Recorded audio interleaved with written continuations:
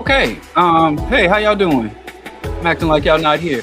Good evening, everyone. This is my second broadcast on Black Power Media. Very happy to be a member, supporter, co-conspirator in Black Power Media. Very flattered that I got the invitation to join, and very, very motivated to help build Black Power Media and all those things. Build up Black Power and using media. So I'm very happy to have you here. Now the show is still formulating. I was going to call it Cream, but I had to pause and decided to move on to call the show Rational, the Rational Radical Show with Bro Diallo. So that's where the name is today, the Rational Radical Show. So we're focus grouping that name. That is the interim name for my Wednesday, and the Rational Radical Show, which is Bro Diallo on Black Power Media, will be broadcasting every first and third Wednesday. Every first and third Wednesday. Every other Wednesday, give or take, depending on how those. So that's it.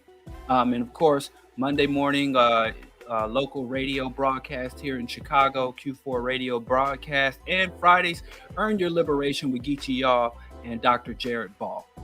So that's where we are right now. Everybody clear? So what we generally want to do on Wednesdays is we'll have a discussion on a topic and maybe some review of shit that's happening. It is Hump Day. So I know how it is Hump Day, and I was running around and so happy to get back here in time to be on time, So I'm very happy that I was here on time, and very happy that you're joining me. And I'm very much looking forward to the format. And of course, at the end, I'd like to tackle on some questions, comments, and criticisms. I can share the link so people can jump in, or you can type your questions in the comments on YouTube. So we clear? All right, we're clear. Let's get down to it. This evening, let me take the little rubber heat thing off my tea. I'm a little out of sorts because I was downstairs making tea before the tonight's broadcast, and my wife came down and told me not to make green tea because I told her, keeps me up. So she's like, don't make green tea. It's got caffeine in it. I can't have you running around the house all hours of all night. And so I got ginger tea here to help with digestion and all that bullshit. But I prefer green tea when I'm on the streams and broadcasting. So we're gonna see how this goes. If it don't work, then I'm just gonna go back to green tea. I didn't want this, but I should have made my tea earlier before she finished, because she's actually teaching a class this evening, and she was found time to get in my business. Anyway, y'all not here to hear me complain. Well, y'all here to hear me critique from a scientific manner, from a evidence-based, critical, radical, pan-African analysis. So let's do that. What I want to talk about this evening, well, tonight's broadcast, before no mods. What do you mean no mods? What's that mean? Anyway, what we're going to talk about this evening from a Pan-African perspective is, first, it's Black History Month. And let me just get that out of the way. It's not that I don't recognize Black History Month. Let me just talk about Black History Month, because I had written an essay years and years ago called Black History Month when stagnation, compensation meets stagnation. I understand the evolution of Black History Month from Negro History Week to Black History Month, and it's February and the birthday of, I believe, the birth month of Abraham Lincoln, as well as the birthday of Frederick Douglass. I'm all for that. But here's the thing. Black History Month was implemented because it was understood that African people had endured several generations, over 200 years of forced ignorance, of the loss of our academic and intellectual pursuits. Black people were looked at as beasts of burden, and in order to justify conducting themselves in that manner, the Europeans who enslaved us and continued to oppress and enslave us decided that let's erase their history, let's distort their history, let's take credit for their history. So anyway, as a compensation, there was a special focus on Black history in order to essentially bring Black people up to speed on what we had lost through this forced illiteracy and forced severing of our ties with our ancestors and our homeland, right? And so Black people, we've had Black History Month for well over a century. And in my assessment, Black History Month was not supposed to be a stagnant or static tradition. It was supposed to be a bridge, taking us from ignorance of our history, taking us from loss of our academic tradition, taking us from a status of low to no literacy, to bring us to a status quo where African people's understanding and grasp of Black African history specifically, Black history specifically, and history in general has been brought up to speed, to transition an illiterate, uneducated population into a literate, educated population.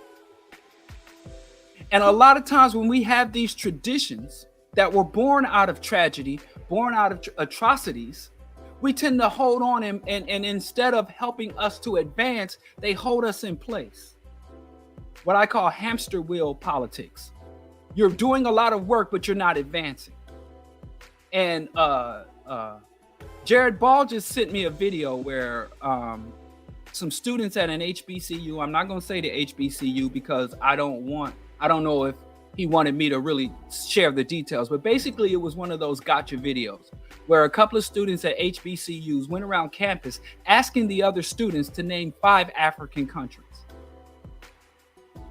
College students at HBCU to name 5 African countries. And I tell you, Haiti was thrown in there, Jamaica was thrown in there, Nairobi, cities were thrown in there. And there were a few students who were able to easily name 5 African countries. But ultimately, my assessment, and you don't have to agree with me, but my assessment is, I'll put it poetically. Black history was supposed to teach us how far we fell, not to make our egos swell. Let me say that again.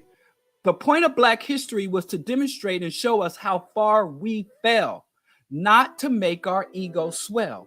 There has been this fallacy or this false belief that teaching Black people about our great accomplishments of the past would inspire us to great accomplishments in the future. That has not panned out. That has not panned out. So all that to say is, I'm disillusioned with Black History Month. I think we failed. I think we failed our ancestors. I think we failed our ancestors who gave us Black History Month. I think we've failed our descendants who will inherit Black History Month, because all of the understood goals of Black History Month, giving Black people a functional working knowledge of Black history. And the functional working knowledge of Black history is not simply knowing Black history facts.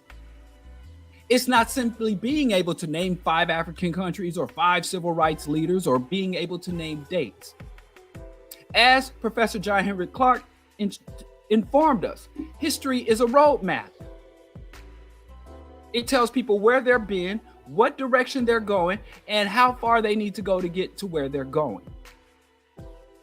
But all I see Black history being utilized is number one, for ego boost, to put a salve on the damaged egos of African people. We was kings, we was queens. And I tell you, I don't give a damn. I'm not a fan of monarchy, and I'm not a fan of kings and queens. I want to, this whole thing where they're resurrecting Mansa Musa and these class trader millionaire Black folks are going to produce a Hollywood style movie of Mansa Musa and the wealthiest man who ever existed by white people's standards, as white people define wealth through gold and material possessions. This Black Muslim, this Arabized Black man, who is not a hero by any standard that I measure hero or ancestry, but I digress. So we swell up our egos, we put a salve on our egos, and number two, they use it to inspire our youth to integrate into the system. We can do engineering, we can do academics, we could work good jobs because we've done it before, and use the lessons of our ancestors, old John Henry, to inspire you to go work for white folks, to achieve within white institutions, whether it is academic, economic, industrial institutions. I do not see our history being used as it should be to radicalize us, to say, hey, we did great things in the past. We built civilization. And when we say we built civilization, generally it is to inspire Black people to join and advance within white civilization. I do not see we built civilization articulated to our students to encourage and enlighten them to deconstruct white civilization and construct Black civilization. I ain't saying it's not happening, because I know somebody gonna come, no, that's what I do with it. That's good for you. I'm taking broad strokes. I can't go into every Black history class from middle school to college. So I'm pretty sure there are some radical history professors. I've had some myself. I've had radical history professors, radical political science professors. I've had even some progressive and even militant, even in public policy. So I know they're out there, but that is, man, I mean, all the years I spent in school, I can maybe count on one hand how many truly radical professors I had. And if I really want to be good, like leftist, progressive, maybe on 2 hands. Out of having dozens of professors, including clinical instructors.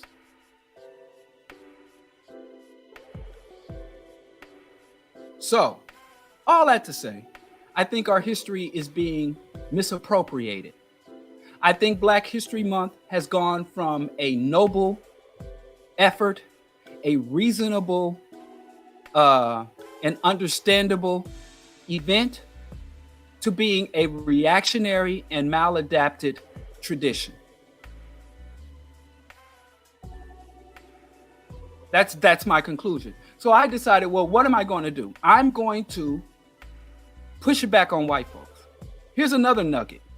The only population in the United States you could say that is more misinformed and ignorant about their history than black people is probably white people. If you talk to the average white person about his or her history, you will find that they are sorely misinformed. For every myth that was told to black people about the Pilgrims, about the Indians, about slavery, for every myth we were told as children, or they're telling our children, they're telling their own kids a dozen myths. So I said, well, let's take this thing and let's see how maybe we can help white folks. So I started doing what is called White History Month. On the coldest, shortest month of the year, I share white history insights or individuals, historical figures, and historical events that I think every white person should be informed about. Because I learned black history through little placards of Jesse Jackson and Rosa Parks and Dr. King put up on the walls throughout the school.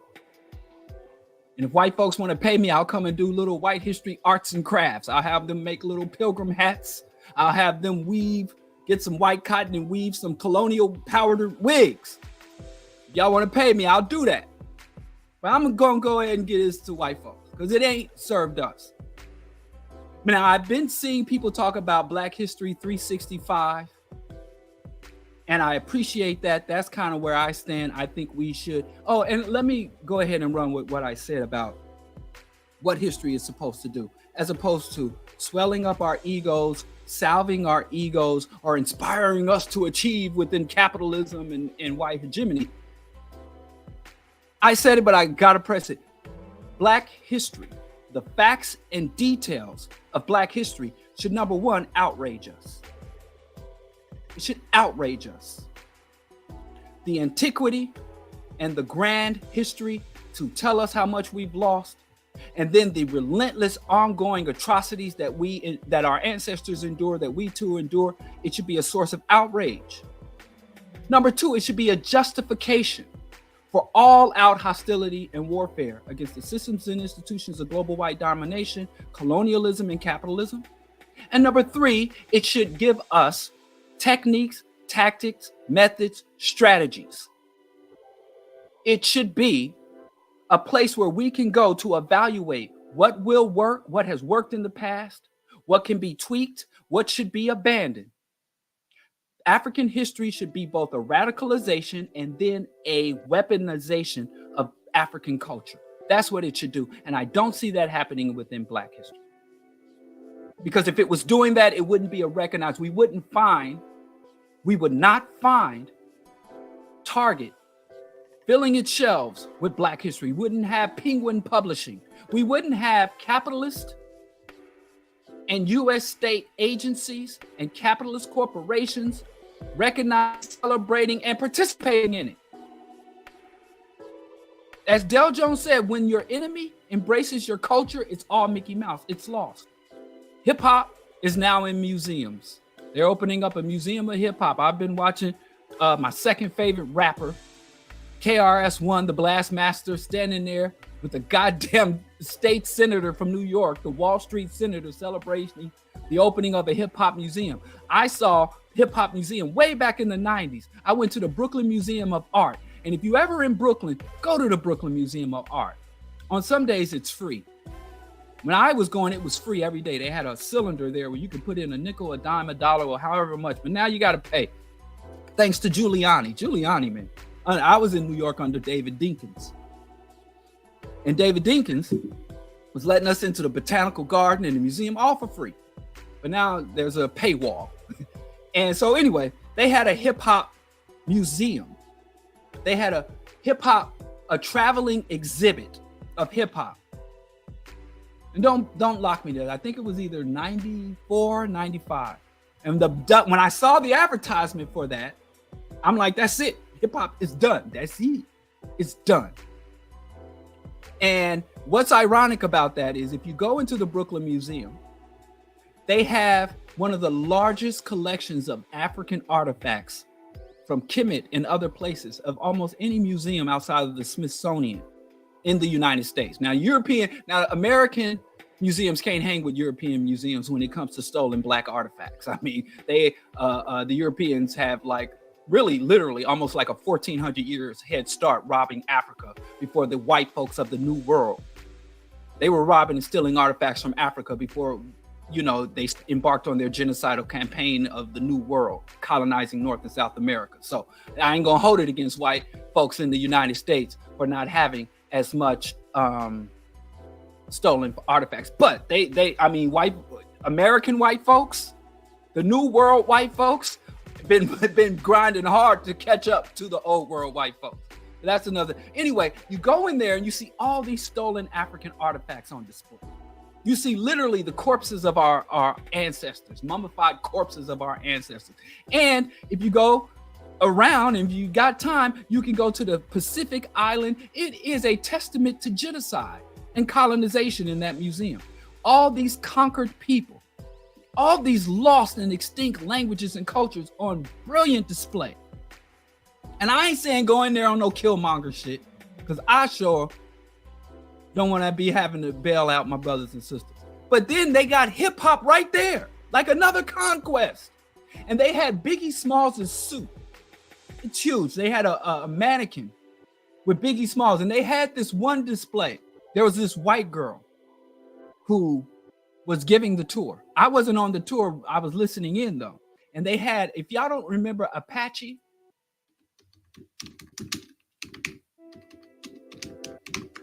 he did a gangsta bitch. I want a gangsta bitch. Well, he had this promotion. Let me see if it's been scrubbed from the. He had a song called "Kill the White People." Right? Let me see. And on his on his promotional materials, he had put the "Kill the White People." I don't see it. It's not on the internet.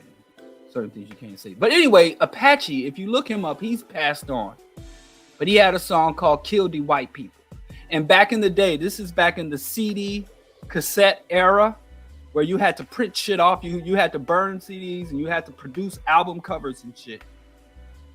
We gonna kill the white people. We gonna kill the white. I ain't gonna play it because I don't want a copyright strike either. You can, it's online for free and the lyrics. But anyway, they had taken one of his promotional flyers and framed it and put up, and it was "Kill the White People." And so they were taking white people all around. And it's like, this is hip hop. Like, these are these savage hip hoppers who wanted to kill. And it was just like with the Native Americans. And I'm like, Apache. And I know when I said Apache, most of y'all was like, who? What? You know, y'all, most of y'all, and you probably didn't know who Apache was until I said a gangster bitch. And most of y'all heard, you know, other people referring back. But anyway, Apache, gangster bitch, was talking about kill. And they put this up like this crazy, wild hip hoppers and rappers that wanted to kill white. And they made hip hop look like this militant uprising thing, this native, savage native uprising. And now it has been tamed. Now it has gone mainstream. Now they went from, you know, rapping in pissy hallways and elevators and beatboxing in bathrooms for acoustics to worldwide stage. And it was about the evolution of hip hop from South Bronx to Lisbon, you know, to stadiums across America. And I'm like, goddamn, the bugger got no shame. And so that was just an exhibit. And when they had an exhibit of hip hop, I'm like, hip hop is lost. Just with an exhibit in the 90s. But now, you know, they're doing a whole museum dedicated, curated, and maintained by hip hop. But moving on, I'll share in the comments. Or did I navigate away from it? My little write-up on Black History Month. And this is funny, because I've done this a couple of times by accident, never on purpose. When I said White History Month, we need White History Month, I started getting interviewed by these white media outlets, and these white publications started like asking to reprint what I said, because they were like, yeah, they thought I was like Candace Owens, some Uncle Tom speaking that, well, white people got white history month. It's the same thing when I came out and said that white privilege is a myth. I said white privilege is a myth, and all these white media outlets started being like, "Can we interview you? Oh, can we republish and reprint your article?" Oh, because they thought that I was saying white privilege is a myth, but they didn't listen. They didn't read beyond the headline when I said, because it's not a privilege, it's a pathology. And it's the same thing. We need White History Month, not because to be fair to because white people are being discriminated against. We need White History Month because white history is the biggest lie. White civilization is the biggest lie. Remember, they asked Gandhi, what do you think about Western civilization? He said, what I think about it, I'd love to see it. I've never seen white nation or white individual demonstrate civilization. So if you want to know what I think, show it to me before I can give an opinion of it. But I digress. So I'll share that in the comments. And I can't find the display of gangster bitch, but you can look up, it's kill D' white people. So anyway, rest in peace to Apache. Now let's get to the topic at hand, and then we can open up for questions, comments, and criticisms. Topic today is know thy enemy. And the problem, and the reason I want to talk about know thy enemy is because it's not simple. It was never really truly simple. But I'm seeing black folks. And when I talk about black folks, mostly the people I really speak on and criticize are black people who are conscious. Woke black people, conscious black people, engaged black people who seek to make a positive contributions to the just aspirations of African people. That's who I went. When by fault, unless I specify that I'm talking about coons, Uncle Tom, sellouts, handkerchief heads, I'm talking about black people, the masses of black people, the proletariat, or I'm talking specifically more so about black people who play around in my arena, black people I consider allies or potential allies or lateral, right? So when I talk about these black people, and because many black people will not even recognize that black people have their own enemies. If you talk about black people's enemies, if you talk to your aunties, your cousins, if you talk to the black people in your family, and maybe yourself who's going to be eating, when is the Super Bowl? Stupor Bowl. And I was born and raised in Kansas City, and nothing I hate more than the Kansas City Chiefs going to the Super Bowl. God. I would want, like Richard Pryor said, I don't want white folks to do nothing, but it's especially sad because Kansas City, I don't want to diminish the oppression and suffering of African people in the major cities.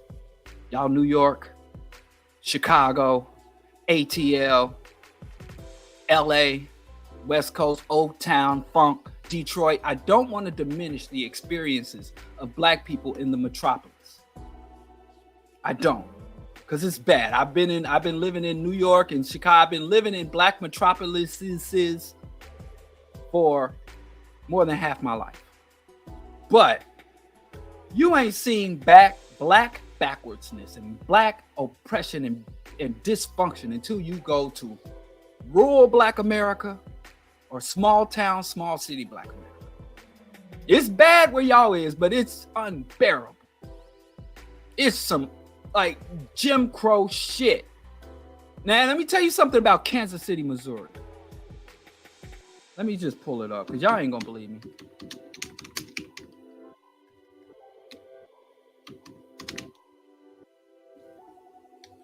Every major black city has a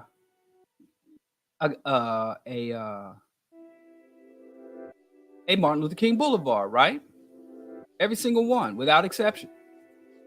I live. Oh no, y'all gonna make me pay. I wish the blood clot I would give Kansas City Star a damn dime. They wanted me to pay. Okay, so Kansas City was one of the first last, because Kansas City barbecue, jazz, Charlie Parker. It's a place. It's got some black history. And so they wanted a Martin Luther King Boulevard, right? So they approved a Martin Luther King Boulevard. Let me just share this.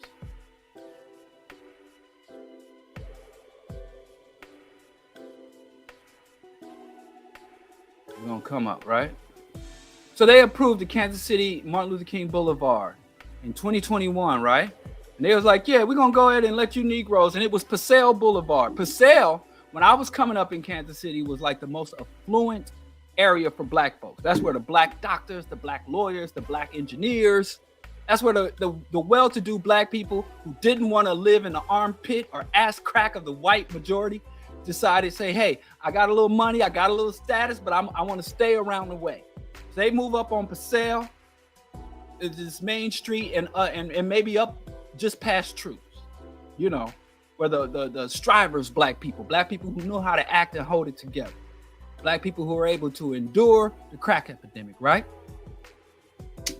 And so they got a MLK Boulevard, and then there was a protest,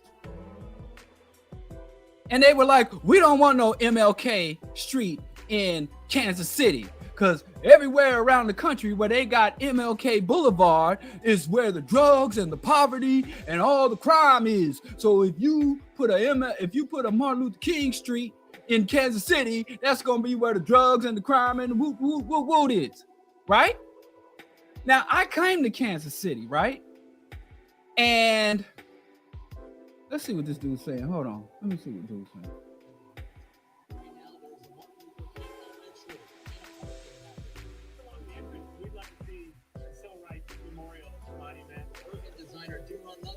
To renovate the park named after Dr. King.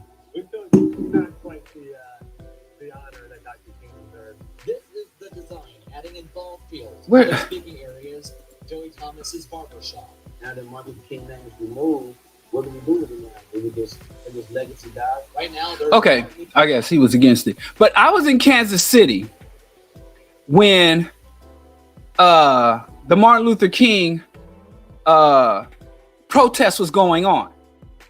And I saw the King Boulevard sign. I was there with Chauncey. And I saw the sign. I'm like, got Martin Luther King Boulevard in Kansas City. Like, for Kansas City, that's some radical shit. But then I went into some black businesses. There's a couple of black businesses. I'm not going to name the businesses because I'm still cool with them dudes. And I still got to go through there. And some of them black business dudes is street affiliated, gang affiliated. I want to always be able to go home to my home city. I want to be able to go to my old neighborhood in my home city. So I ain't saying no names, but you know who you is. I walk into their businesses, giving the pounds and the hugs and what's up? And hey, how you doing? Everything good? Where your cousin at? Where my auntie? You know, catching up. And I see on the table a petition to change Martin Luther King Boulevard back to Paseo Boulevard, because they didn't want, and this is in the black businesses.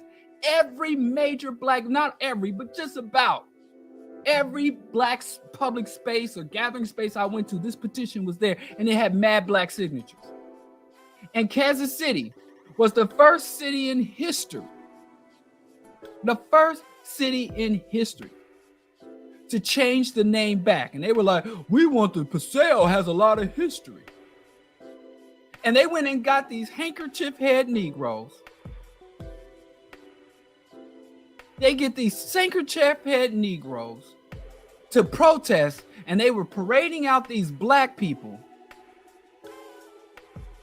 to say, we want the Paseo. And it was a black business that was printing the t-shirts that was printing the t-shirts to shut it down. So that's Kansas City for you.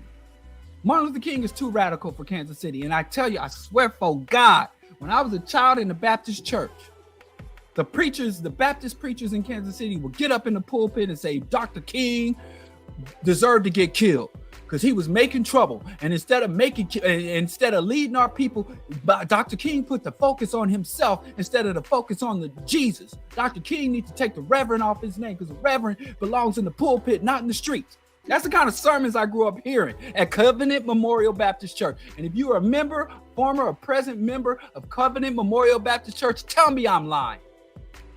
So this is where it's going. And so when the Super Bowl comes to Kansas City, black people really get into the NFL is racist, the city is racist, the goddamn name of the team is racist. And I got to see all my family members, all my day one homies, all my OGs, my own damn nieces and nephews, all wearing red, all doing tomahawk, all got the Chiefs arrowhead in this racist team in this racist city with a racist name and racist traditions. So I hate seeing them go because I can't even really be on social media like that because all my relatives is posted doing deranged shit, doing doing goddamn gorilla dances. Chiefs, and I'm like, shit, I hate when they win. If there was any way, if prayer worked, where my prayer warriors at? Where my prayer warriors at? Because if there's I don't know what else to do. How else do you thwart an NFL team? You know, where my juju mamas at? Can somebody put roots on the Chiefs? So here they are, back to the day. It seemed like they just went a Super Bowl ago, a couple of Super Bowls. Enough is enough.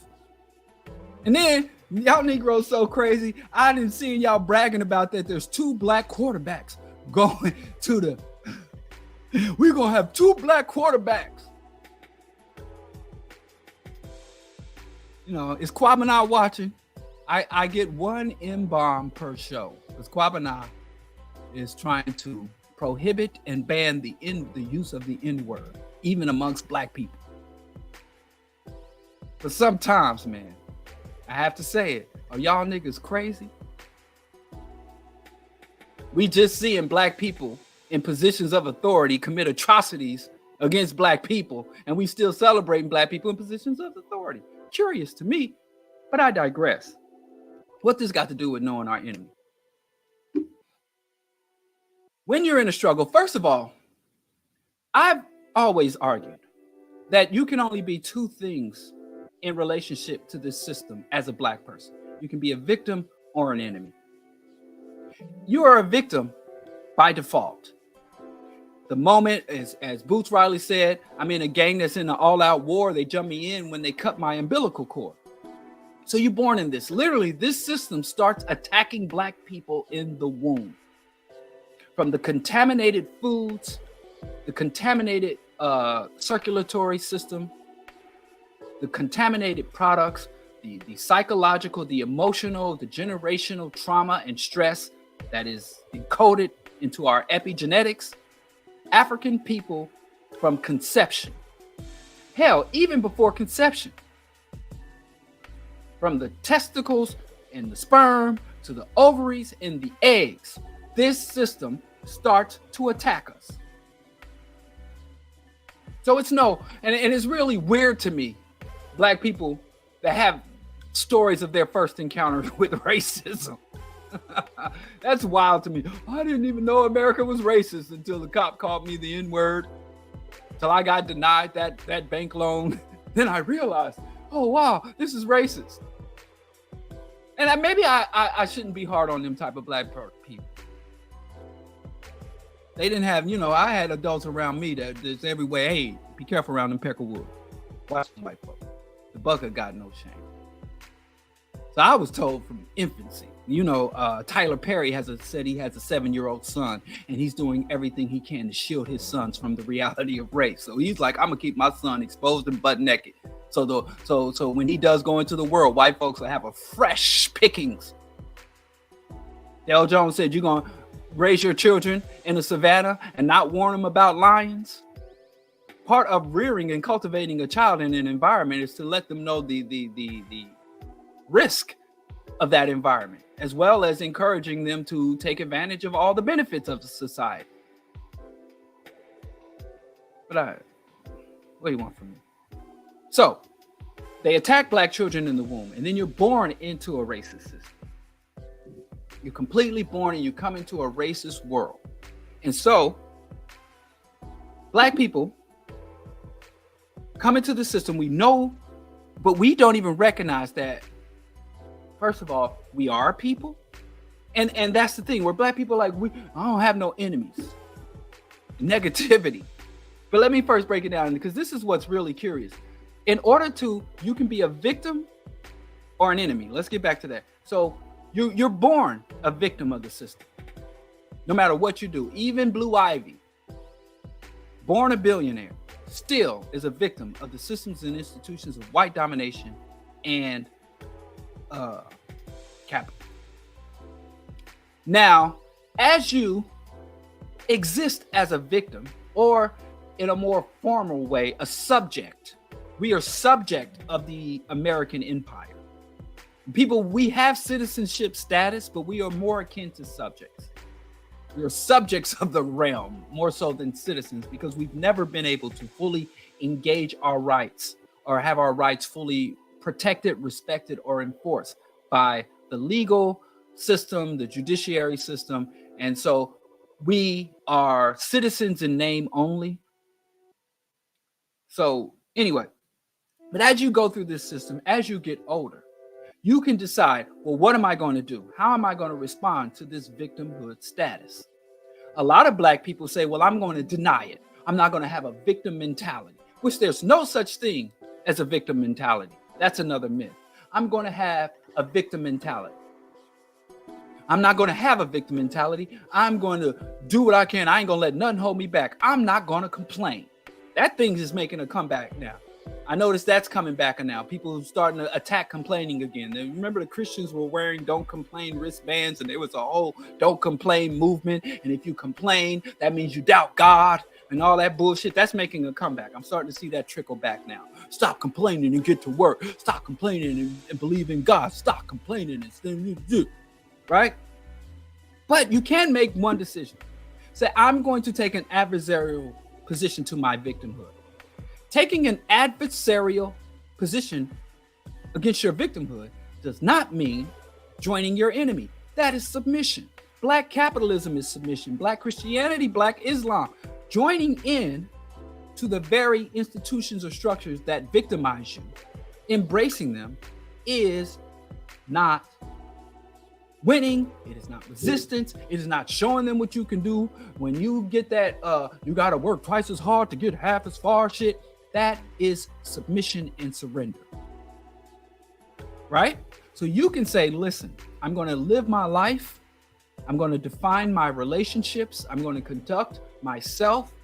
I'm going to the resources and talents that I have that come and opportunities that are presented to me. I'm going to use them to challenge, expose, subvert, and create alternative ways of relating. I'm going to adopt a new worldview. I'm going to adopt a new ideology that is contrary. So you go from being a victim to being an enemy. A victim is someone who is subjected to an injustice. An enemy is also subjected to injustice, but takes whatever means at their disposal to oppose, to fight.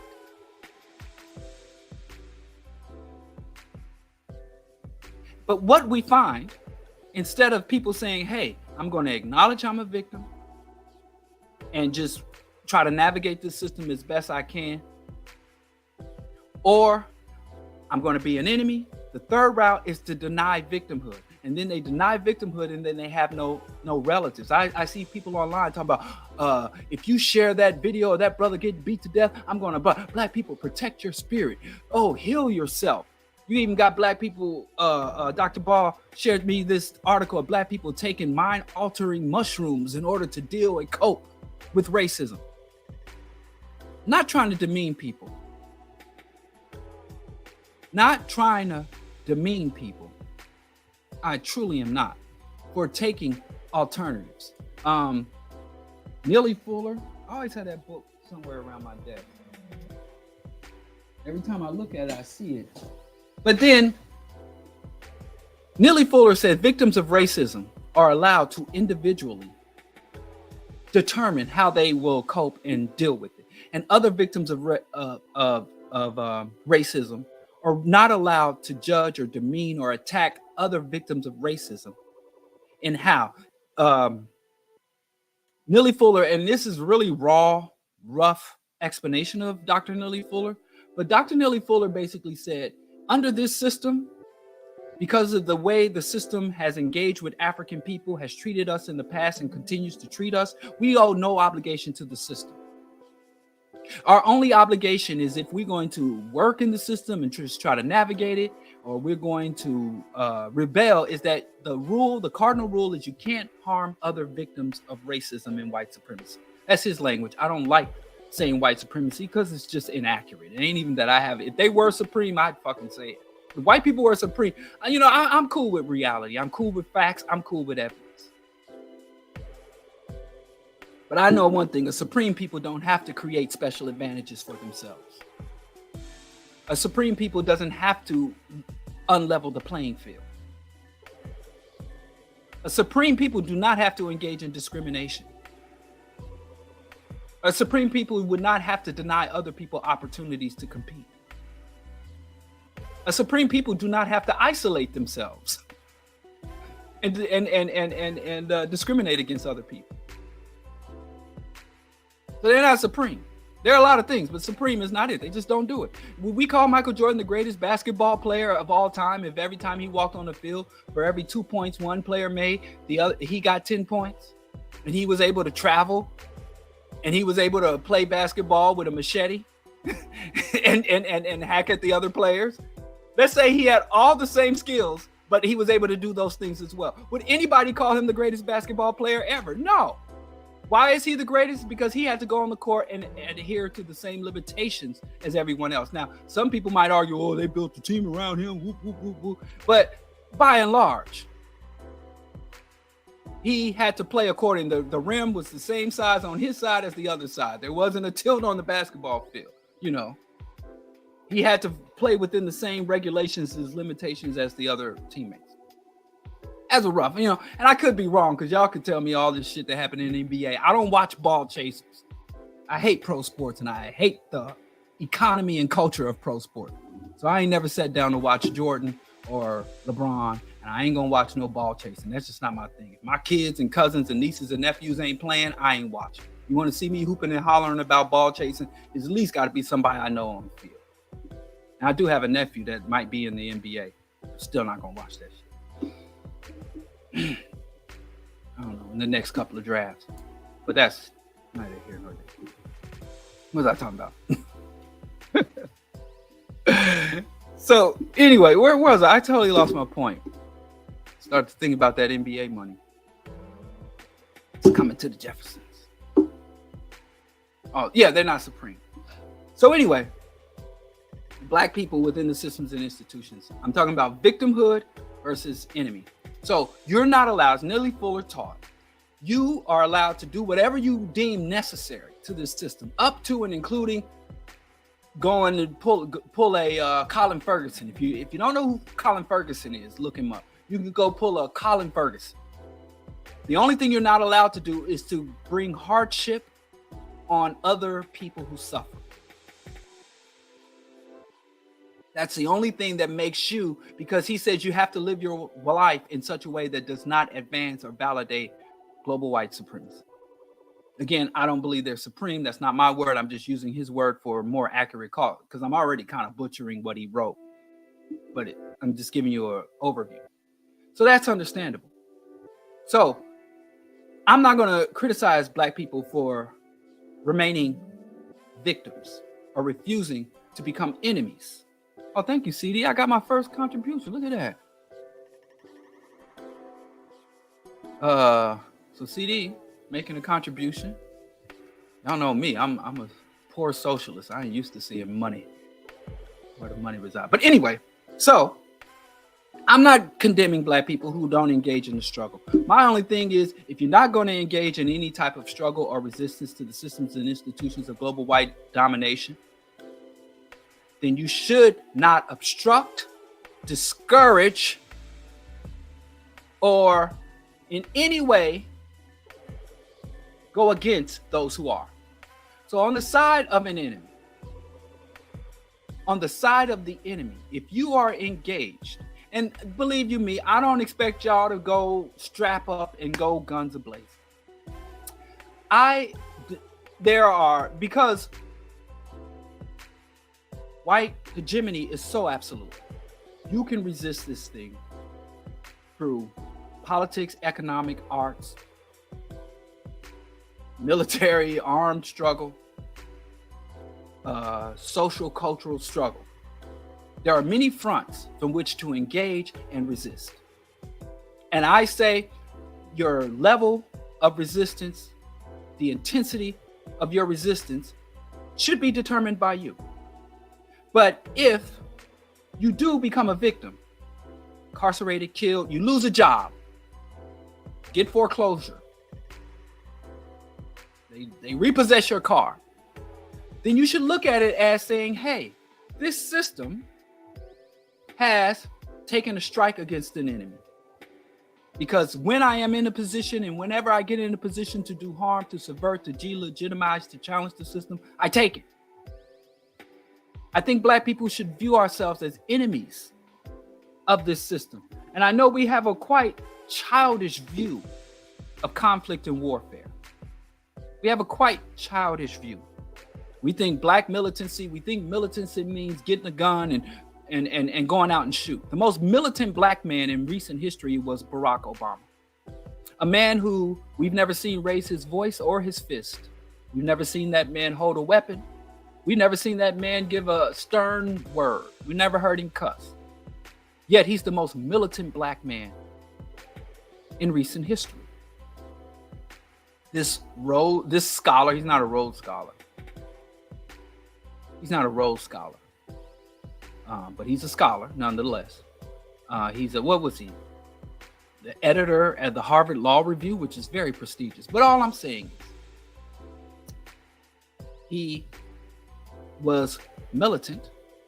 He was an administrator. He's a bureaucrat, and he has caused more disruption to the African continent to any brother that enlists in the military with a gun and goes in and gets assigned to AFRICOM or Special Forces or SEAL Team. I don't know what more I could say. He was the most militant Black man. He commanded the U.S. military armed forces. He has bombed more soil on the African continent. And I really thought I said something slick. I thought I was being slick. I said, Trump is not going to be able to surpass Obama, the level of war crimes and atrocities that Obama committed. Because Obama surpassed George W. Bush and Bill Clinton and Poppy Bush and Baby Bush. And I thought, man, Obama's war crimes were so prolific. Because Trump, during his political campaign, expressed such little interest in foreign affairs, since he was going to be Make America Great Again, and he was kind of returning to what was called protectionism, America first, and we're going to stop dealing in the foreign affairs, and we're just going to focus on America. I thought, he tricked a lot of white folks. So, okay. In that analysis, I was right on a lot of shit about Trump. Go look at my pre-Trump shit. But the one thing I thought is that, because he said the war on terror was stupid. George Bush was stupid for provoking the war. So I said, Trump will never surpass, as bad as Trump is a racist. Trump is also a war criminal. But I say, it's going to be weird that this overt racist, this fascist is going to not be able to match or surpass the atrocities of this neoliberal Uncle Tom.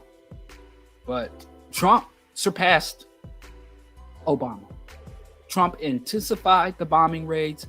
He basically took the muzzle off. I mistook Trump's disinterest in foreign affairs with meaning he was going to withdraw.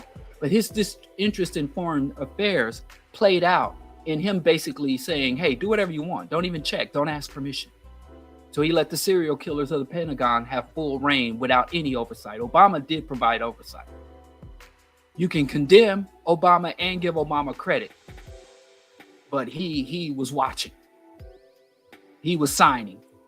He was reviewing the maps, which means his hands are bloodier. But Trump was like, do as you will. And don't interrupt my stories. Don't interrupt my Fox News. So I think that's tragic, but that's the thing. So I don't know what that's supposed to mean, because Trump had to work extra. I mean, really had to, take the gloves off. But I digress. So anyway, this is something very curious to me as Black people. when you look at black people and you say, what does it mean to be black? What is black in the confines of the United States? Because, and I'm sorry if I'm jumping around, this is a pretty broad topic. I should have probably broke it up in a couple of weeks. We're going to try to get through it and get to Q&A. But anyway, what are black people? Some black people don't really see blackness beyond anything besides a shared history, shared condition, and a shared phenotype, which is very tragic. And that's where the concept of pro-blackness comes from. That very famous quote where Issa Rae said, I'm rooting for everybody black, and I get attacked often for not having adequate black solidarity or black unity. I get attacked for not adequately celebrating black accomplishments because I don't root for everybody black.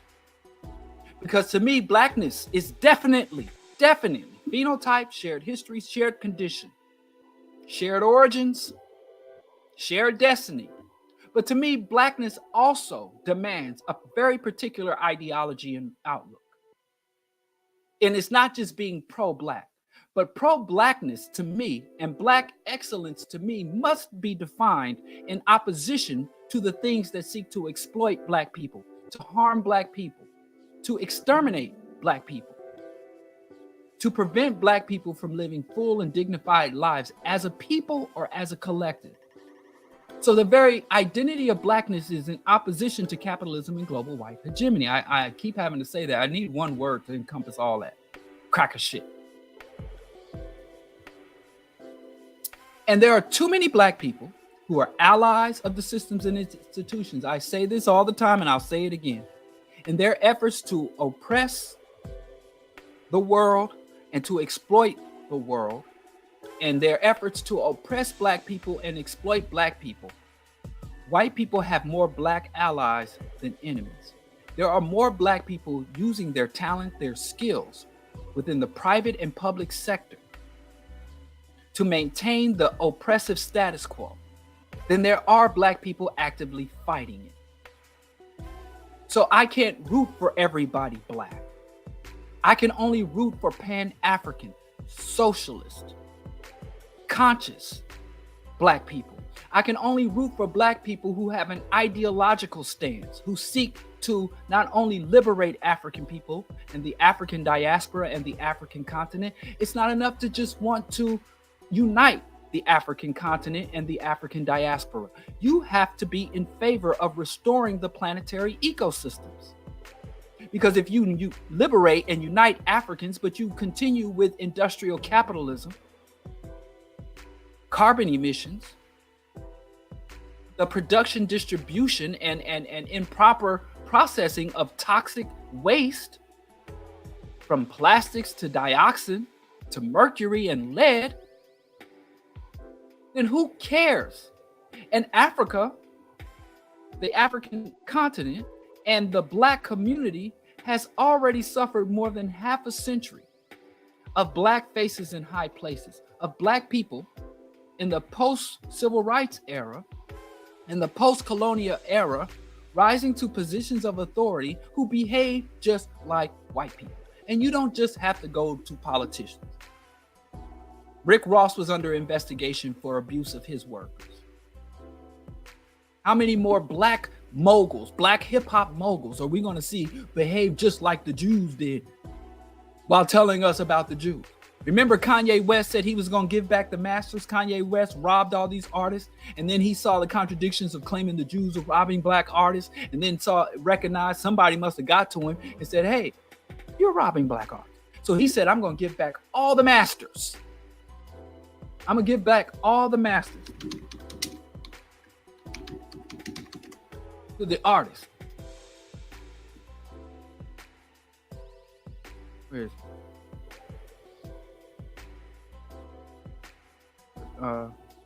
Where is that?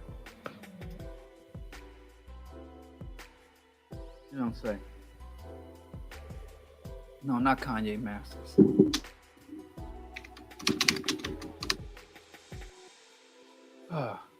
Oh, here it is.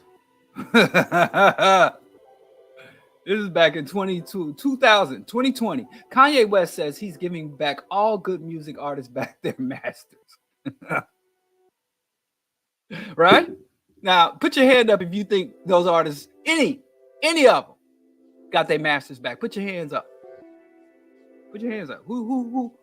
Which one of y'all want to buy some NFTs and which one of y'all want to? Who? Just say yes if you believe Kanye has. And that was in 2022. He made that announcement. We in 2023. How long did it take to get back masters? Ain't nothing but a signature. Ain't nothing but something to do. He ain't gave back masters yet.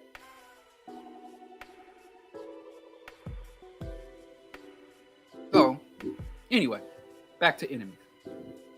So, Black people, we have to be, in order to have enemies, we have to have status and standing. You have to know what you're for. So the moment you claim, I'm a capitalist, you've just made enemies of most of humanity. Or you should have. Or you've just declared yourself an enemy. If I say I'm a socialist in this oppositional world, if you say I'm pro-Black, there's this thing going around, pro-Black is not anti-white. Pro-Black is not anti-white. Yes, it is. It is indeed anti-white. So in this concept, and I want to get to another point. I know, I'm sorry. Somebody accused me of improvising. I don't know what that means.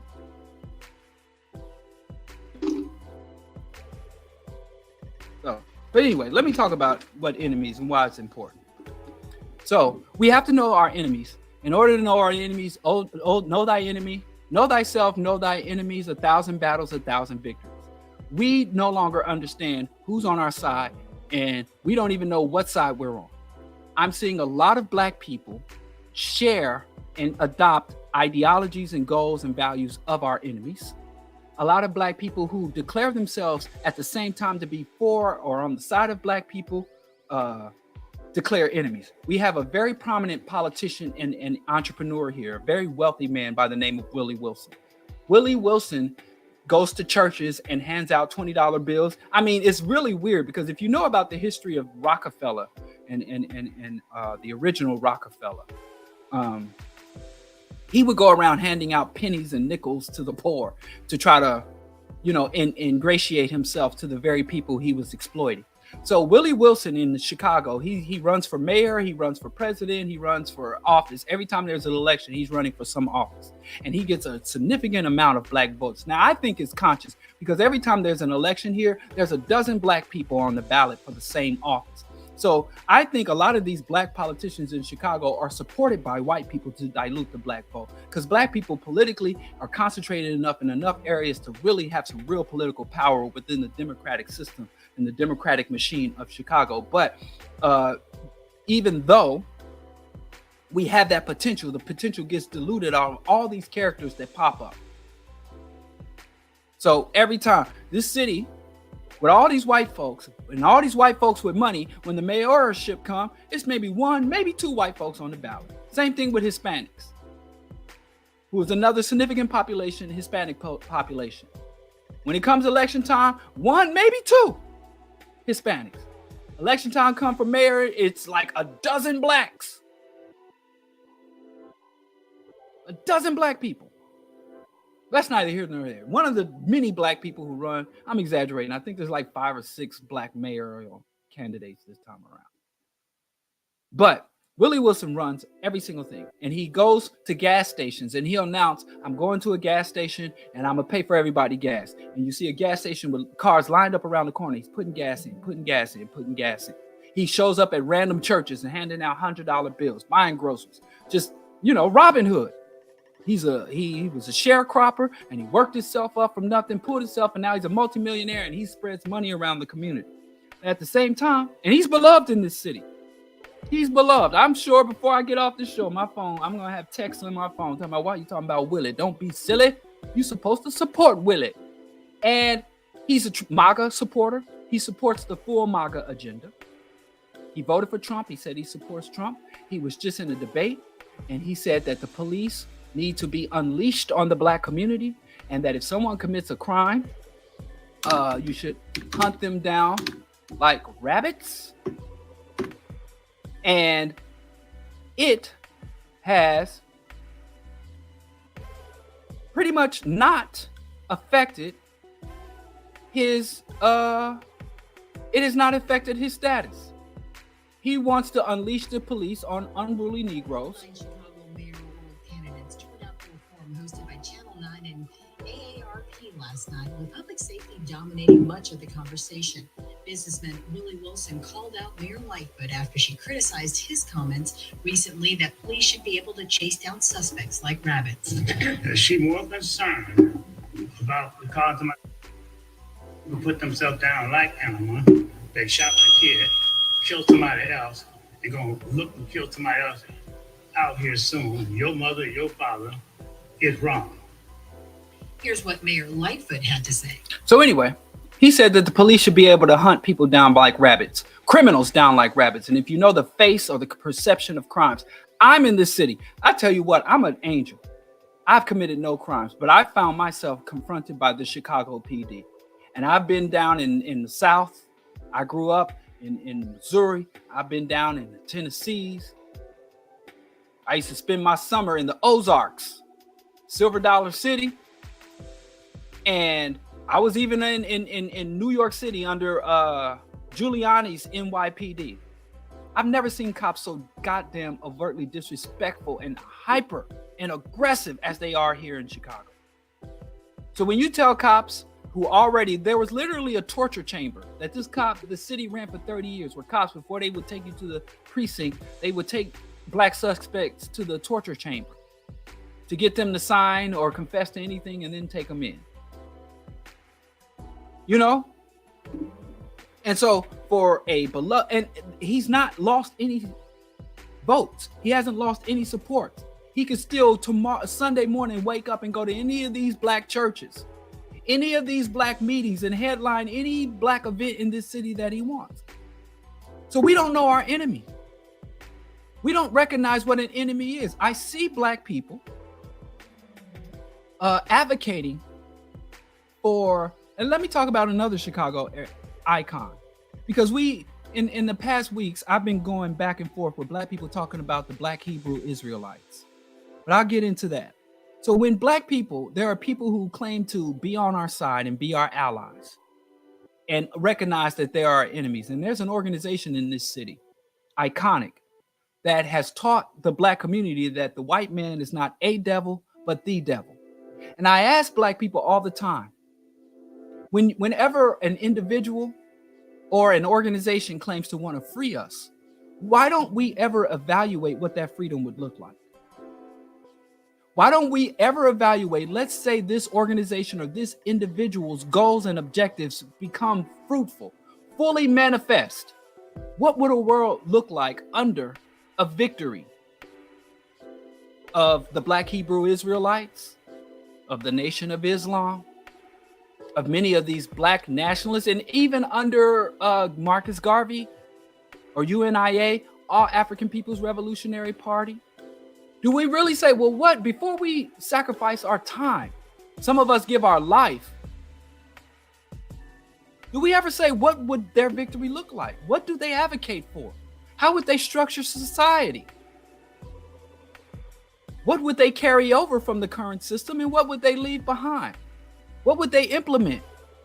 What freedoms would we lose? What freedoms would we gain? You think, oh, if a black people, any black organization overthrows the white people, then that's all freedom all day. And you can go talk to black people under Jomo Kenyatta after fighting a guerrilla warfare to drive out the colonists. And look at what Jomo Kenyatta did. He hunted down many. Look at, and this guy, it blows my mind how many people love him. Nelson Mandela, Mobutu Sese Seko, who wore African garb, proud African man. What's the other guy that just died a little while ago? Mugabe? Papa Doc in Haiti, who hated white people. Didn't want no white people to set foot in his country. So we got black people who are pro-black. We got black people who are pro-black who say, well, the nation, I support the nation because they've been around doing for years. They ask me what I'm doing. When I criticize the nation, people ask me what, and I say, listen, if your only defense of an organization is to ask the person critiquing that organization what they're doing, You're already working at a loss, because literally, I have to tell you, doing nothing is better than doing the wrong thing. If you can't articulate what they're doing right, then you cannot defend them by talking to someone who's literally doing nothing. I do nothing. I water these plants and I read my books and I go to bed. That's all I do. I'm way ahead of someone out manipulating or advocating for the wrong thing. It's better to say nothing than say the wrong thing. Who raised y'all? We act like we don't know the most basic lessons from childhood. But I'll say, Nation of Islam wants to set up a theocracy. What would that theocracy look like? It would be an Islamic theocracy. It would be a reactionary, regressive Islamic theocracy. Under a Nation of Islam victory, how can you practice Vodun or haram? Vodun is haram. Farrakhan doesn't even hide it. Remember when Farrakhan said he needed Jay-Z to correct Beyonce, that Beyonce exposes too much of her body? And Beyonce sings about demonic and ungodly things. But he said he's not going to even address or criticize Beyonce because it is Jay-Z's responsibility to keep her in check. What victory are we fighting? Let's look at the Black Hebrew Israelites. Let's say they took over. What would that look like? That means total break with and open out hostility with Africa. The African continent. African traditions, African people are demonic enemies of the Hebrews. We're looking at another dictatorial, regressive, reactionary theocracy. So do we know who our enemies are? Do we know? Let's say Dr. Umar, who's experiencing a renaissance. I'm naming names. What does Dr. Umar advocate for? Christian fundamentalism. He advocates for secular Christian fundamentalism. You don't have to worship Jesus. But look at the family structure and return to family. It's a conservative structure. Some of y'all on here like, what's wrong with that? What? Okay, yeah. Strong father in the home.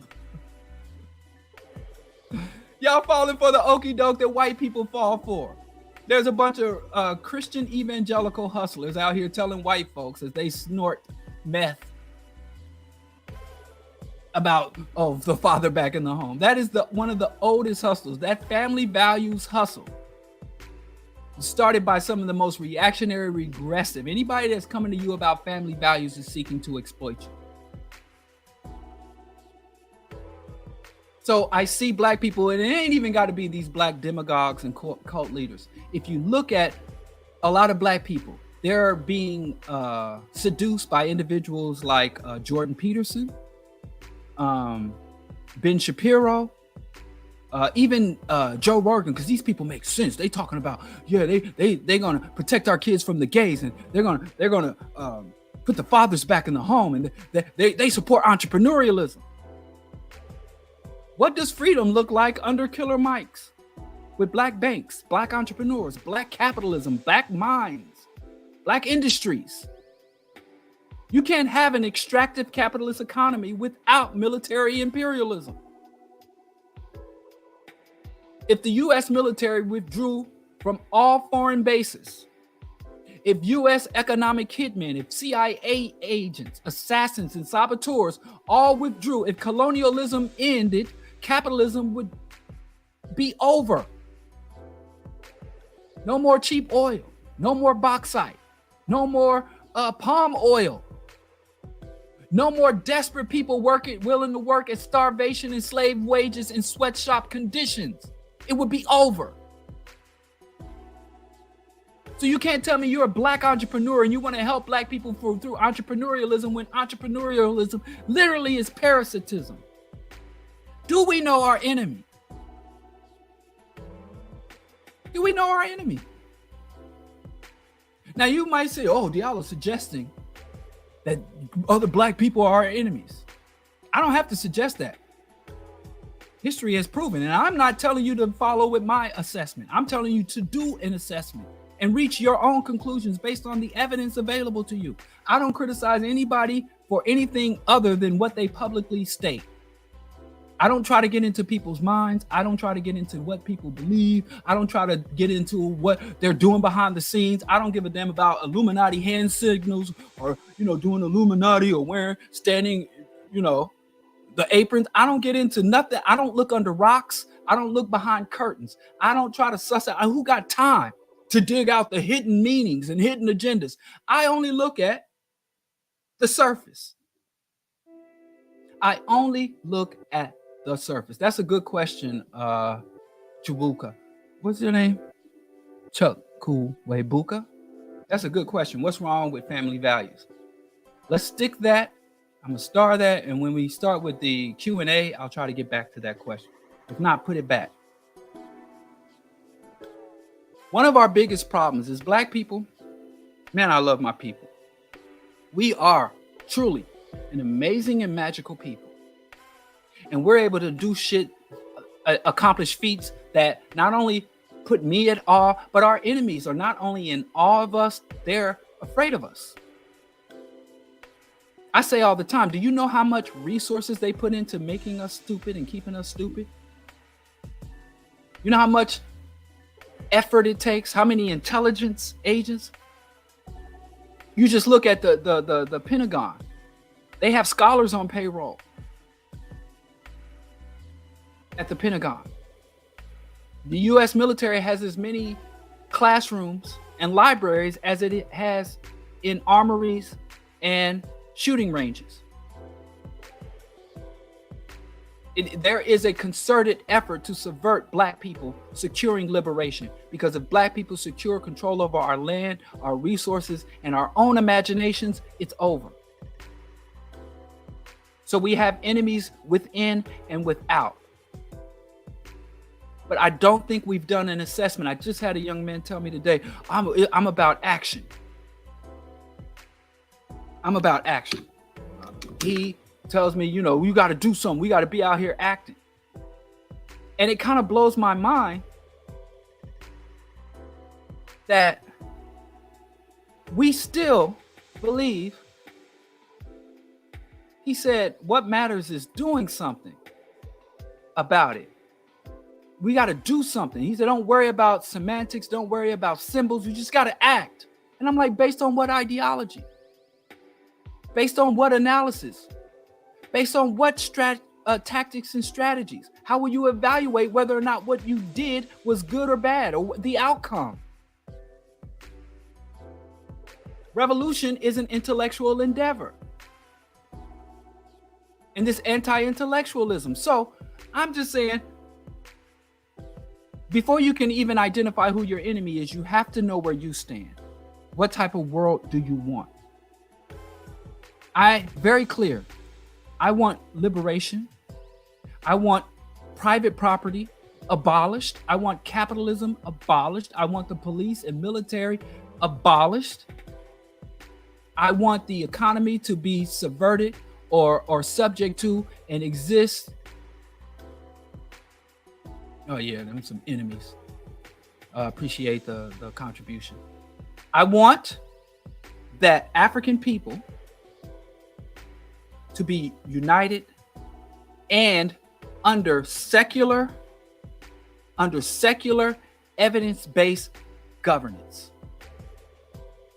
Secular, evidence-based, socialist, and all these things I've had to really study and critique and dissect. And I every day study, critique, and dissect.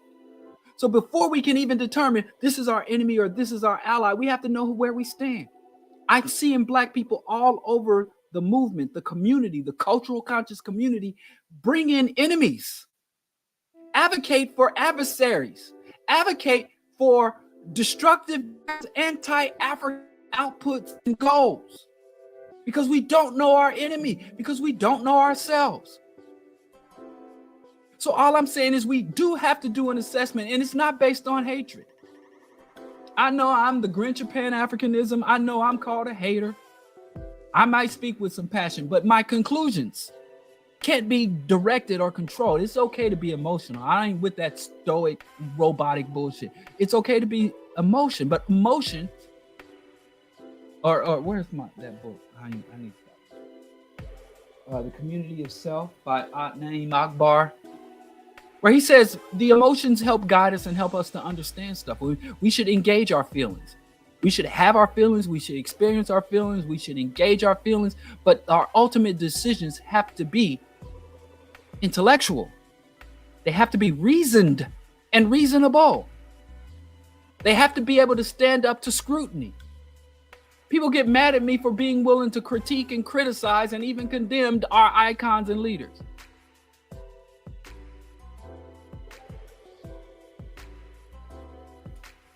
So, all that to say is, it's important.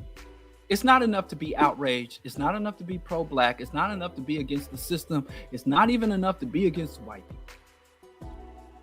When you are truly for justice, when you are truly for black power and black liberation, your enemies are going to come in all shapes and sizes. And a lot of those shapes are going to be in the same shape as you, same color, same phenotype, same hair texture, same community as you. And I'm not advocating for violence. I'm not advocating. I have the self-exposure protocol. I'm not advocating for running out here leveling accusations against other people or calling people. I don't call people my enemy because I don't like them. There's a lot of people I don't like, but I respect. Because even though I disagree with what they advocate for, I think it is coming from a sincere place.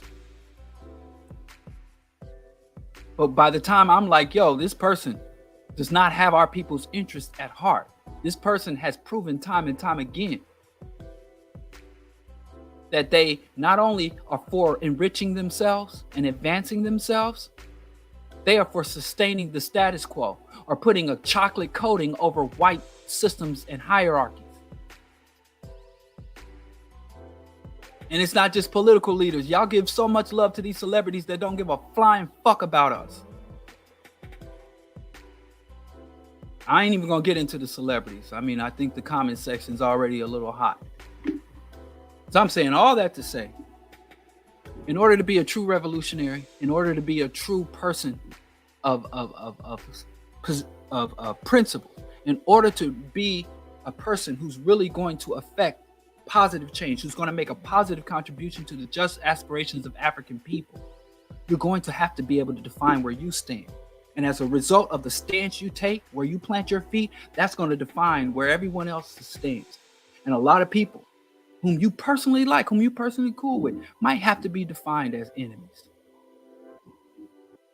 And that's very unpleasant. It's very unpleasant, but it's absolutely necessary. And again, this isn't about violence. This is about comprehension, understanding, consciousness, and constructing effective responses, creating organizations that are resistant to, if not fully immune, resistance to infiltration and internal disruption.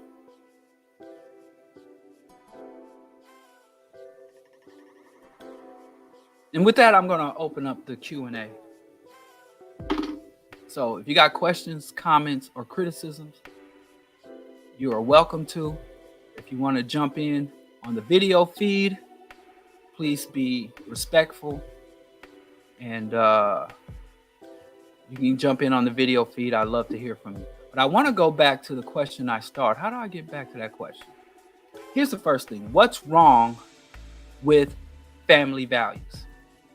Here's the thing that's wrong with family values. First of all, values are values. Whenever you see someone trying to qualify values, Christian values, values are values.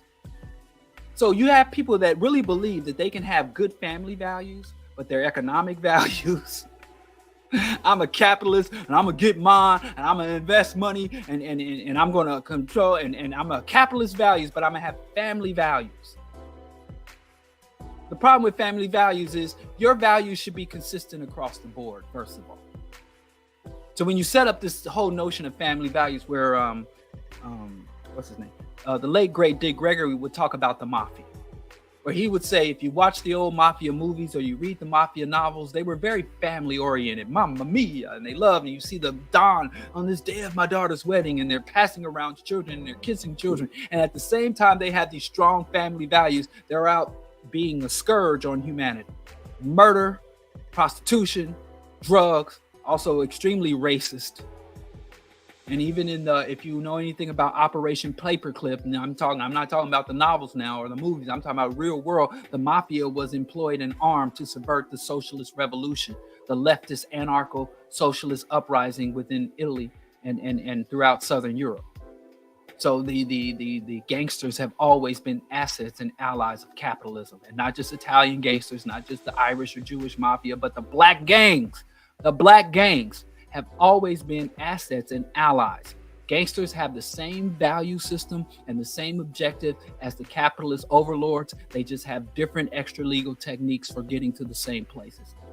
So anyway, so that's one thing about family values. It's a smokescreen. Another thing, especially particular to black people, when people start talking about family values, from the Patrick Moynihan report going all the way back to the post-Reconstruction era and the earliest stages of Jim Crow, in this society, they have always attributed black suffering, black poverty, black dysfunction to the lack of proper values, that black people were not moral enough, black people were not disciplined enough to elevate within this society. We were irresponsibly sexually, we were not loyal to our partners, and so on and so forth. So there was always this myth of black people lacking the appropriate values to succeed in America.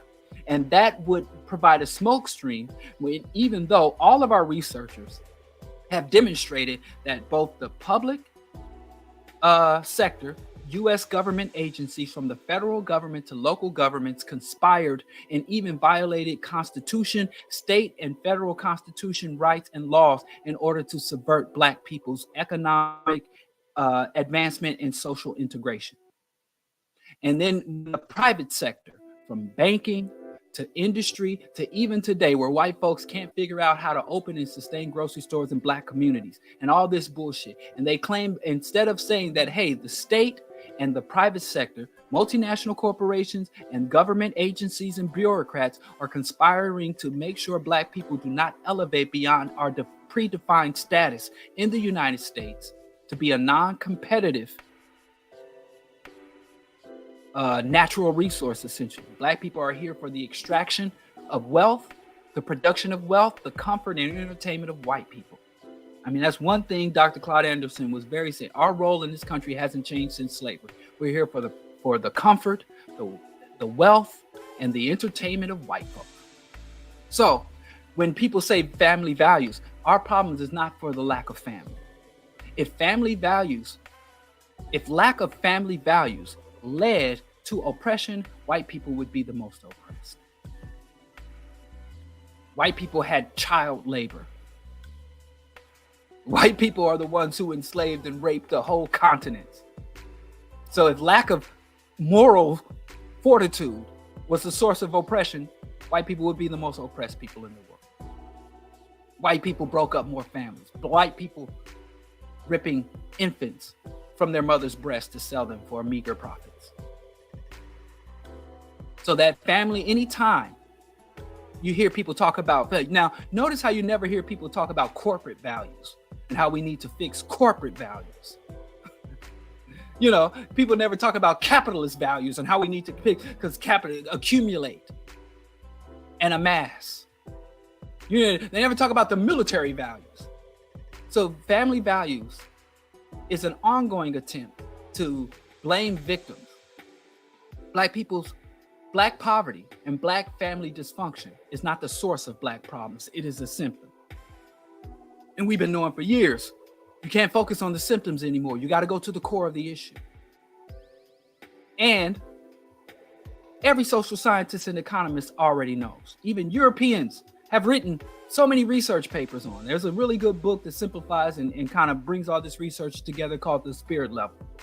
If they wanted two-parent black family households, if they wanted black kids not to be out shoplifting and carjacking, they know there's only one thing that reduces social disruption and that strengthens families, and that's equitable distribution of resources.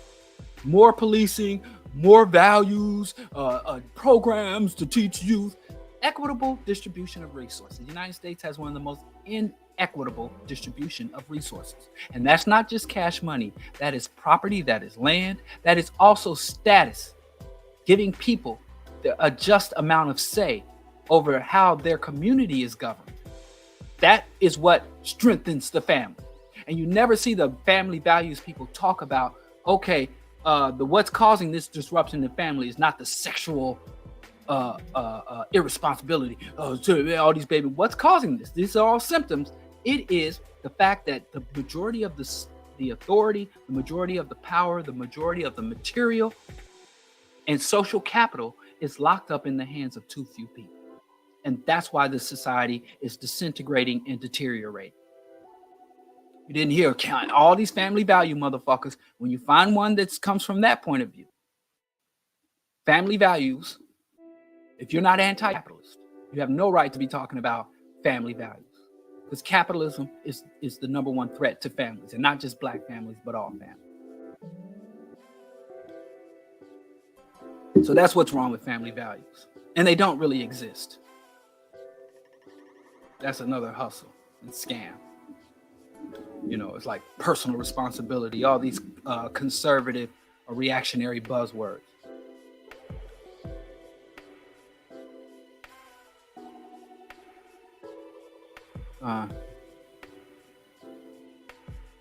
Okay, any more questions? Are we gonna wrap up early? I'll put the thing in the thing so that if you want to come face to face, and if you got questions, comments, and criticism.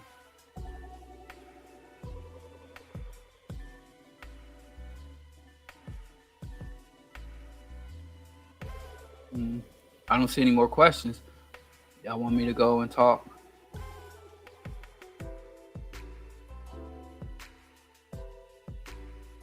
Yeah, Patrick Moynihan.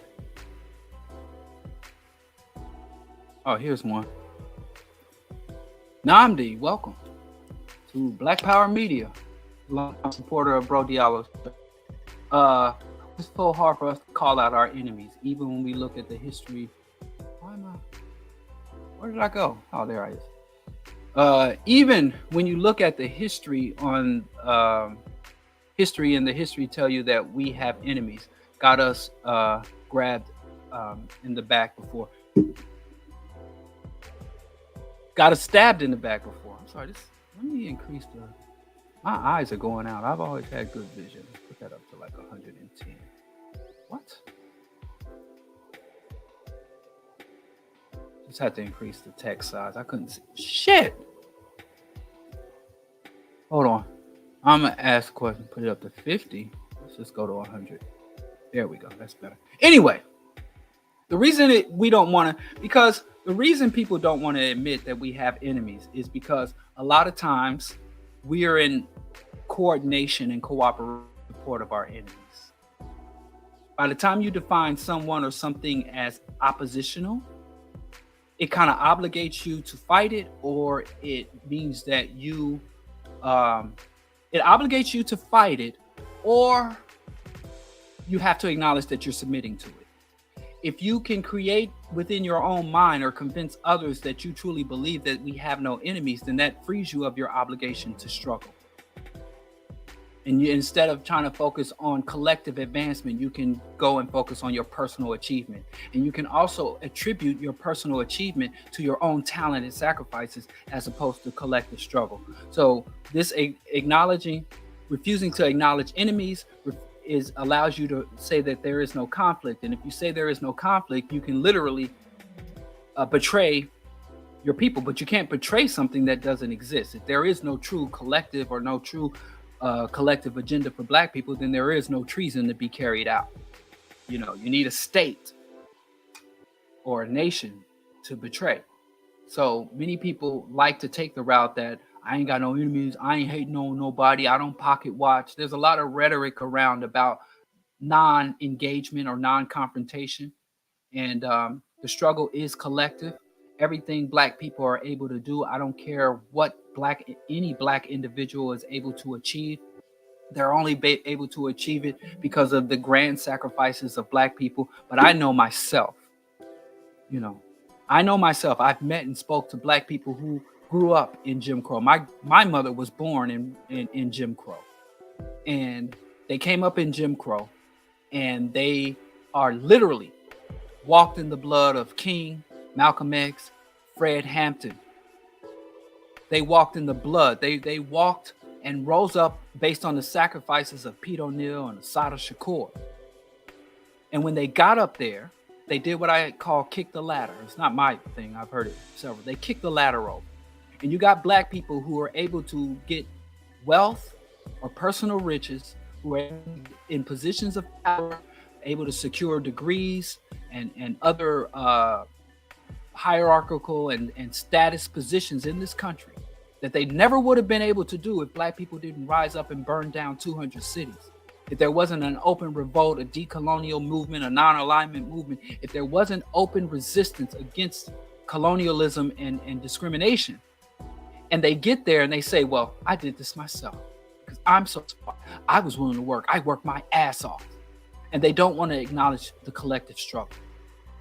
If you acknowledge that we have enemies, you acknowledge that we are a people. If you acknowledge that we are a people and that we have people against us, you have to say, well, where do you stand on that conflict? So it's very easy for people to be like, oh, no negativity. I don't want no negative energy. I don't hate nobody. And if you hating on me, watch me shine. That is a surrender. That is called escapism. But to acknowledge that there are literally individuals with a great amount of power, with a great, very skilled people who wake up every morning, and it is their job to study, to observe, to collect information, and to make sure that black people do not get outside of the predefined role or predefined social and economic position in this country. And they manipulate everything from education resources to immigrant resources. I mean, there are city planners who lay down highways, who constructed, who define where industry is to be implemented, who define where waste, solid and human and material waste is to go. There is a whole infrastructure of racism. Racism is just not about how one white person feels about another black person. There is a whole economic, military, and physical infrastructure. The sewage systems, the landfills, the fucking satellites. You know what I mean? They coming out reports that the artificial intelligence is now racist, that facial recognition technology discriminates against black people. This system cannot thrive. The whole white identity was constructed in oppression of and opposition to black people. So to acknowledge that we have enemies gives you a great obligation. That means if you come up on the bag, if you got money, you don't get a Learjet. Maybe you just fly first class with everybody else. You don't get several mansions. You can't fully participate. You can't buy stock in Lockheed Martin. If you acknowledge that we have enemies, unless you acknowledge that you are a traitor. No enemies, no conflict, then you can't be a traitor. I'm just doing me. I'm not a traitor. I'm striving for mine. I'm not submitting. That's why there's a whole multi-layered psychological game that people play. And I've talked to black millionaires trying to encourage them to join the liberation struggle. I've talked to black people in positions of influence and try to encourage them to advance the interest of black people within their arena, over and above those of our enemies.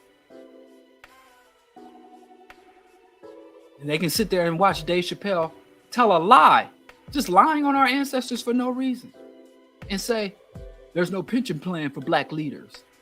And Malcolm X and Dr. King died penniless, and I'm not going to die penniless. Now, if we understood that we are in an existential conflict, and for a prominent black person who's supposed to be one of the good ones, one of the positive ones, there are people looking at Dave Chappelle as one of the people who are holding the line against the Western cultural infiltration. A brother who tells the truth. He sat there and told that lie. And for him to acknowledge that we're in a conflict means that, like, hey, I'm not going to fight on my people's side. So I hope that answers.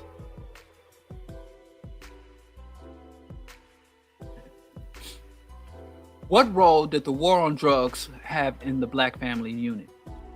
Here's the thing about the Black family unit, and I'm speaking, my mother is, I can't even say was, my mother is still a crack addict. Both of my parents were addicted to drugs. And it's ironic because both of my parents were black militants, you know, in the 60s and 70s. Both of my parents were very politically active. My father was targeted by the Kansas City Police Department for his militant actions. And, you know, he was, you know, very militant in his stance. And I used to get letters from him for prison. I mean, a lot of my early political education came from my father's letters from prison. You know, but it's weird. My dad is like one of those guys that when he's locked up, he's a very good and attentive dad, very interested in what's happening in my life. But the moment he got out on parole, I didn't see him. But, you know, this directly affected my family. But it wasn't the war on drugs that just harmed the black family. The black family, there's one quality that the black family have that we kind of neglect.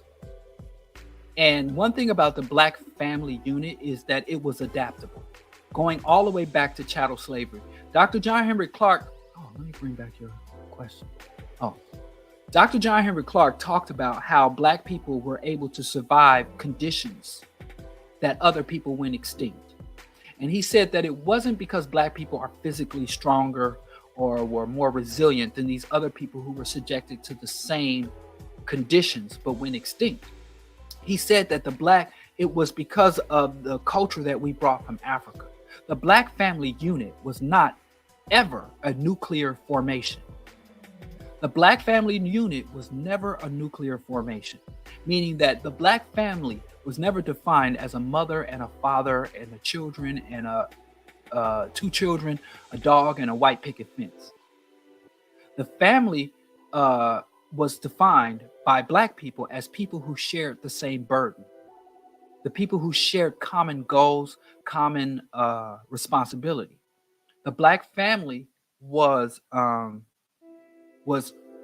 anyone and everyone who was tasked with holding up and caring for those around them. So when my mother eventually lost custody of us, and if you go back and look at the history, you'll see this. There was a time where black children are well overrepresented in foster care. You have some cities where black people make up maybe 5 to 6% of the total population, but they can make up between 30 to 40% of the children in foster care system are black. There was a time where black children were non-existent in foster care and orphanages. There was a time where black people were the least represented because the black family was extremely dynamic. The people who were responsible for caring for black children was not the mother and the father. The people who were responsible for caring for black children were any adult in that children's space. Every adult was called an uncle. To this day, I'm still trying to figure out who was my real blood family and who ain't. Because I got cousins who wasn't no kin to me. You know, I got aunties who were just good friends of my mother and grandmother. I got cousins who was children of my uncle's homie. My uncle's military bunkmate was my cousin. I'm still trying to suss out who was my true kin and who wasn't. My wife has the same issue. My wife will look at people, you know Jasper? Yeah, that's my cousin. That Jasper wasn't your real cousin. What? You know, because everybody was family. Every adult was an uncle or an auntie. Every adult that wasn't your grandparent or your parent or great-grandparent, every adult was an uncle. Every child around you was a cousin. Every child that came around, and my friends used to come, my grandmother know my homies. She knows who my closest friends are. Like my oldest son, I don't know his friends. I recognize them. I know their names, but I don't know them. I don't know their people. You know, I don't know them. Friends come and go. And so the black family was adaptive. I use this reference a lot. There was a movie called Sankofa, and there was a pregnant slave who ran away. And when they captured her, because she didn't want her baby born in captivity. So when they captured her, they brought her back and they beat her to death. They beat her with a whip until the flesh was rendered from her back and her ribs were showing. And she died while being hoisted up. But the baby was still viable. So the Juju woman, the Obia woman came in with the machete and cut the baby out, and the baby survived. And when she was singing like a few weeks later, she was holding and singing the baby, and she told that baby, all the babies are jealous of you because all the babies in the community have one mother, but you have hundreds of mothers. Because you lost your mother, every other mother is taking obligation. So whereas the child who's an orphan does not lose his mother, he gains every other mother. And so she was telling this child, every child here envies you because you get the love of dozens of mothers, where most children around here just have to deal with their own, suckle from their own mother. And that was the technique. Wherever you go, when my mother was no longer capable of taking care of us, my grandmother raised me. You know, I had an aunt who didn't even live in the city. She paid our tuition to school. I had an uncle, my favorite uncle, Chris. He bringing groceries to the house when grandma was 2, because grandma raised 6 kids and then trying to raise 3 more of her grandkids. And everybody participated and everything belonged to everybody. Now we got black families where, like Clarence Thomas on the Supreme Court, and his sister's living on Section 8, broke as hell, eating wish burgers for dinner. So we lost that. And it wasn't really drugs that took that away from us. The disruption of the black family made us vulnerable to crack. A lot of people say the crack destroyed our family. No, capitalism. When black people bought into the bullshit lie that now race is over, like Oprah Winfrey, the only color that matters is green. When we started saying we're going to integrate with white people, we're going to adopt their value system, capitalism, nuclear family, we started feeling embarrassed having cousins and uncles in them. We got too proud to borrow a cup of milk. We got too proud to borrow sugar. We started toting our degrees. Didn't nobody give a damn about what degree you had. It was about what you contributed to your own family. Now we value more what we do for people outside. We value more what our relatives do for corporations than we do for their own family. You used to be able to go into the barbershop and brag about how well you took care of your family. Now nobody cares. Now you see people online bragging about entrepreneurship, and I tell you one better. A person can go online and say, listen, I lose sleep, I don't eat, I'm losing weight, my hair is falling out, I'm falling apart because I'm trying to open this business, and I'm sacrificing and killing myself to open this business. And everybody be like, you know, hashtag grinding, hashtag boss, girl boss, black excellent, black boy Joe. Everybody will get behind you and put you up with both hands if you're trying to open a business, entrepreneur, trying to get this degree. But if you go online and say, listen, I got a family member who's in trouble and we're making sacrifices for this family member. I got this loved one who's struggling and I'm going to struggle with them. People be like, oh, protect yourself, protect your energy and all that bullshit. So I would argue, from my own experience, it was because before crack, there was heroin. For heroin, hell, I remember there was still moonshine and illegal moonshine operations. Like I said, I used to spend the summers in the Ozark, in Silver Dollar City. There have always been illicit substances dumped in our community. Now, crack was something special. I won't say that, but we were vulnerable to crack because crack, I don't know if crack would have had the same impact if black people hadn't sought equality and integration. We thought being equal to white people would humanize white people. We didn't understand that being equal to white people dehumanized us. So the war on drugs, but that's not even crack. The war on drugs was like the new Jim Crow. So that was a subversion of civil rights and the New Deal. So the reason that the war on drugs was really, it wasn't really the drugs, but the black family had endured that before. The black family had endured Jim Crow before. We had endured violent police. We had endured the chain gang and the Vagrancy Act. We had endured regressive policies before.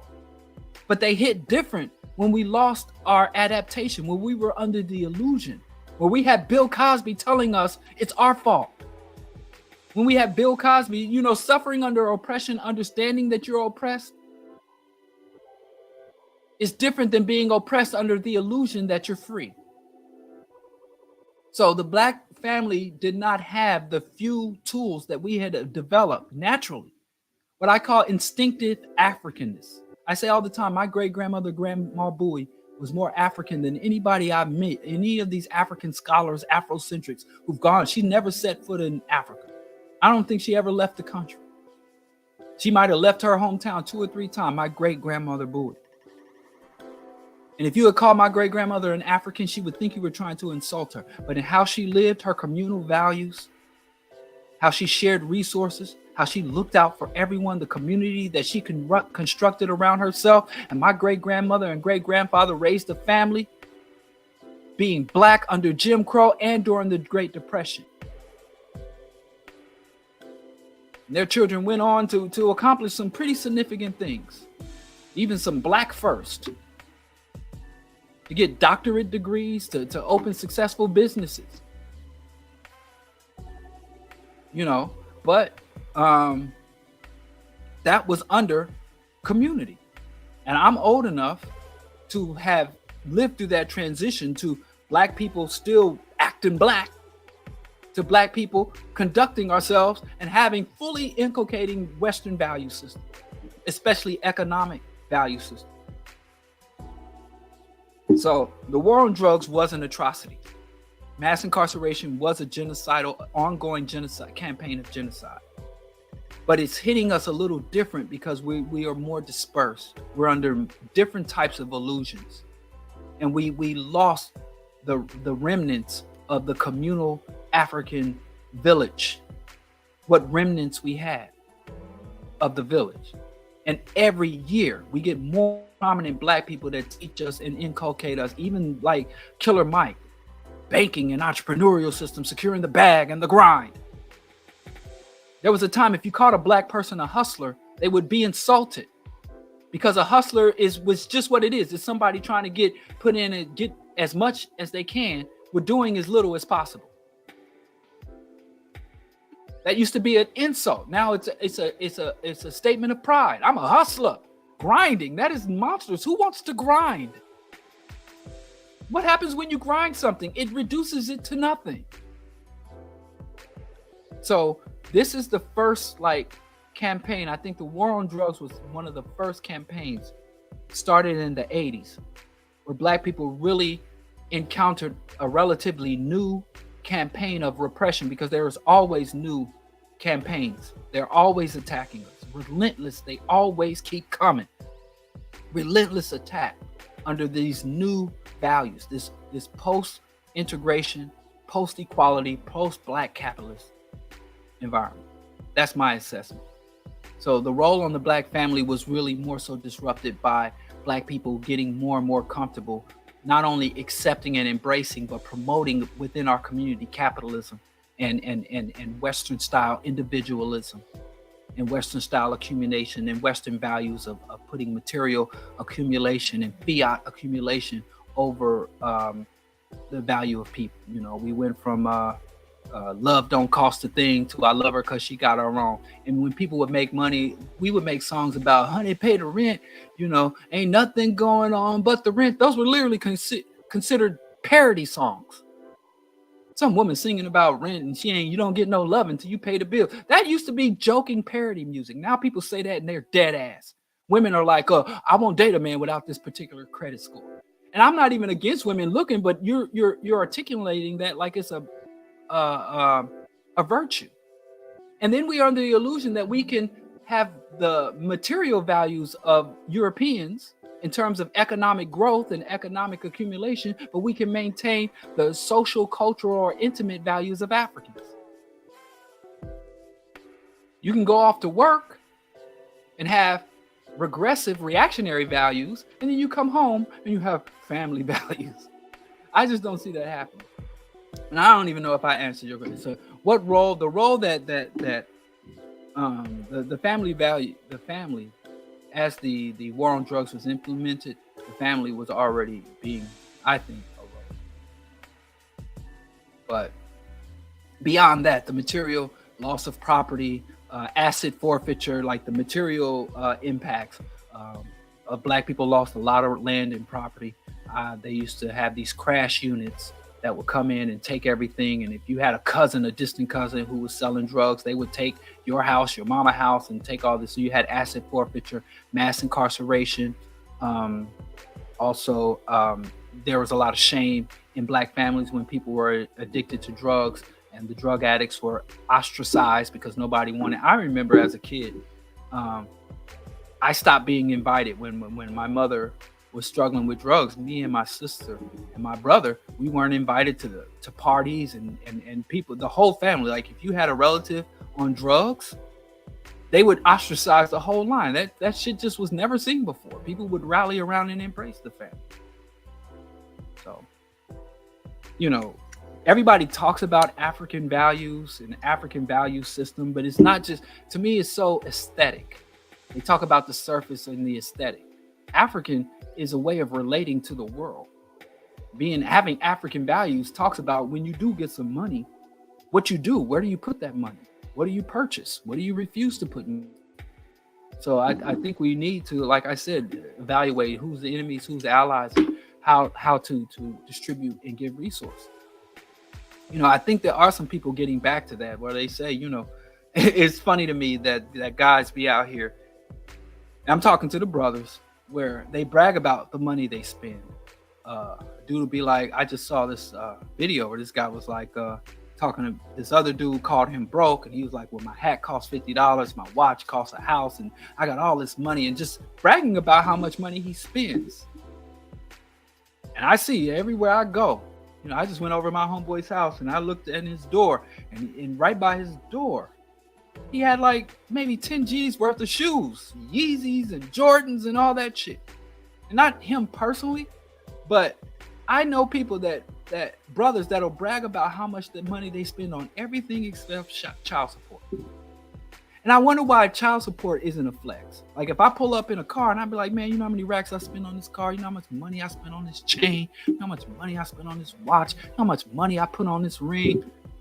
Why not be like, oh boy, I'm paying 6 racks in child support. I mean, if you're gonna brag about the money you able to blow, how money ain't a thing, why can't we just throw child support in there? But moving on. Mark Milliner asks Diallo, was land ownership a concept in Africa before the second rise of Europe? Yeah, it was, but land ownership is a little different than private property.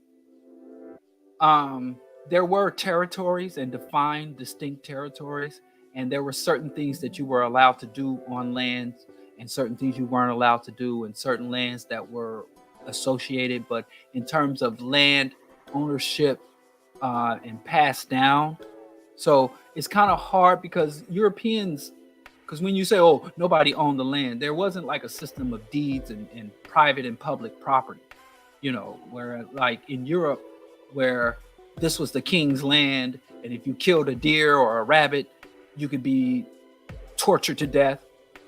So there's a good book. It talked about how,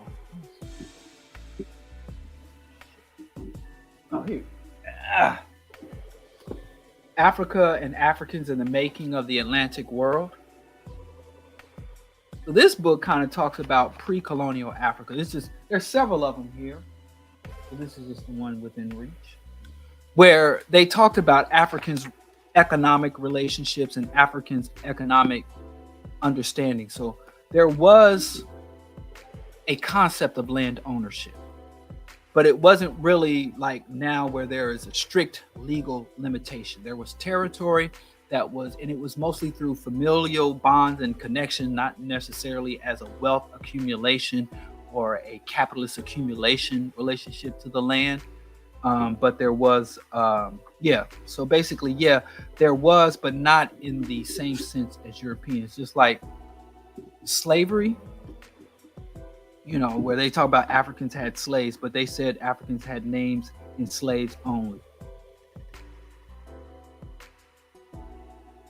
And the thing about land ownership in Africa in terms of population, even now, Africa has some of the lowest population density in the world.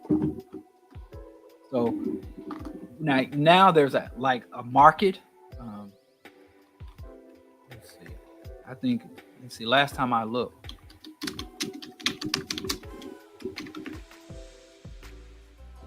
to this day, Africa has the lowest land density. I mean, I always focus on the most. The African continent has some of the lowest land density in African countries. Except North Africa has pretty high, but it's North African black is. But anyway, land is kind of hard to like value land because it's so much of it, and Africans pretty much didn't really need to have strict, but land was more so owned by communities or tribes and people in terms of individual personal ownership. I'm not familiar with that within sub-Saharan Africa or within pre-colonial sub-Saharan Africa. I'm not really familiar with that, but you couldn't just go wherever you want to do whatever you wanted to do. There were definitely governance, laws and restrictions governing who and what you could do on lands and not. I know that's a really hollow answer, but let me look into that. I'm going to make a note of that because now you got me curious. God damn it.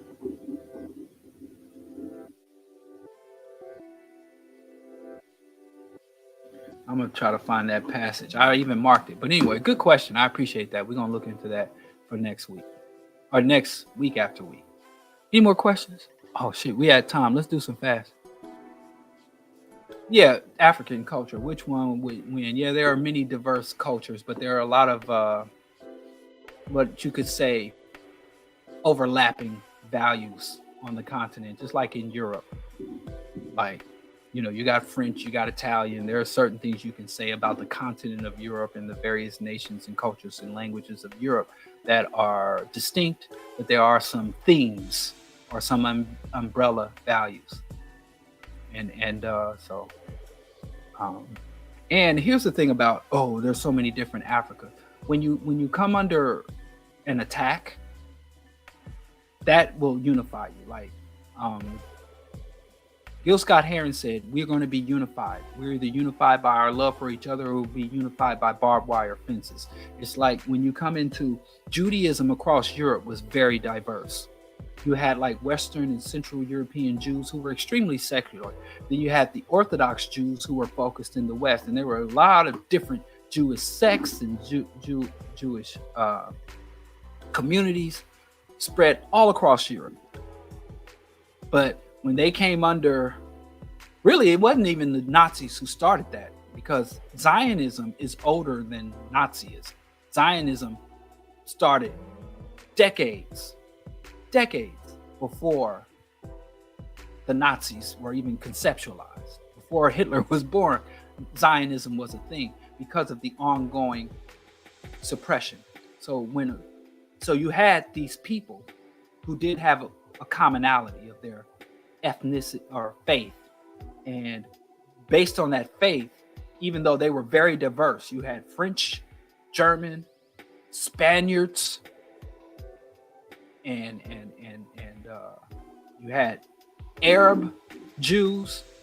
Because of their persecution, they kind of like, look, we got to posse together. So as African people came under persecution where our enemies didn't give a fuck, you Fulani, you Dinka, you Akan, Yoruba, they didn't give a fuck. They were like, all of y'all. So even though we can talk, we're diverse, but we're under a common issue. We have a common issue. Like, I'm 6'3", and if all people over 6 foot tall came under attack, then I'd have to start working on 6 foot unity. Or if vegan people started being persecuted, then I'd have to rally around my veganism and even start to work with vegans. There's a lot of vegans, I can't stand them. But if we start getting gunned down and persecuted because of veganism, I'd have to rally around that. So even though there are great spans of African cultures, African identities, African outlooks, all Africans are under racist, colonial, neo-colonial oppression and discrimination. And if we can't come together on that, and you want to say, well, I'm Nigerian, I'm Kenyu, I'm Kikuyu, I'm Luo. If you want to rally around that, that just makes you more vulnerable. Not saying that you have to reject that or abandon that. You have to enhance it, and enhance it by figuring out how within that unique African identity you can use that to contribute to the whole of the African reality. But I do acknowledge and respect the difference. Hell, I know I know Midwestern brothers and sisters is different than Southern brothers and sisters. I know Southern brothers don't like loud talking, and they don't want people up in their face talking loud, talking fast. When I go to the South, I know how to conduct myself in the South.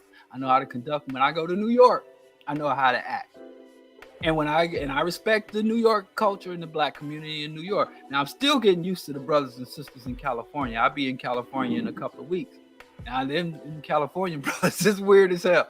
I'm trying to figure out. So I respect the various cultures and ethnicities and identities of African people just around this country, let alone around the continent. I know Nigerians are very different than Tanzanians. So I know. Anyway.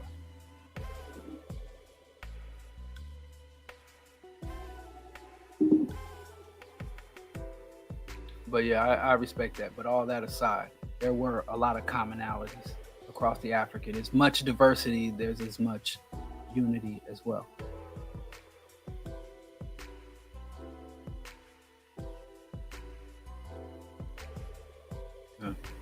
Any more questions? What's going on and on?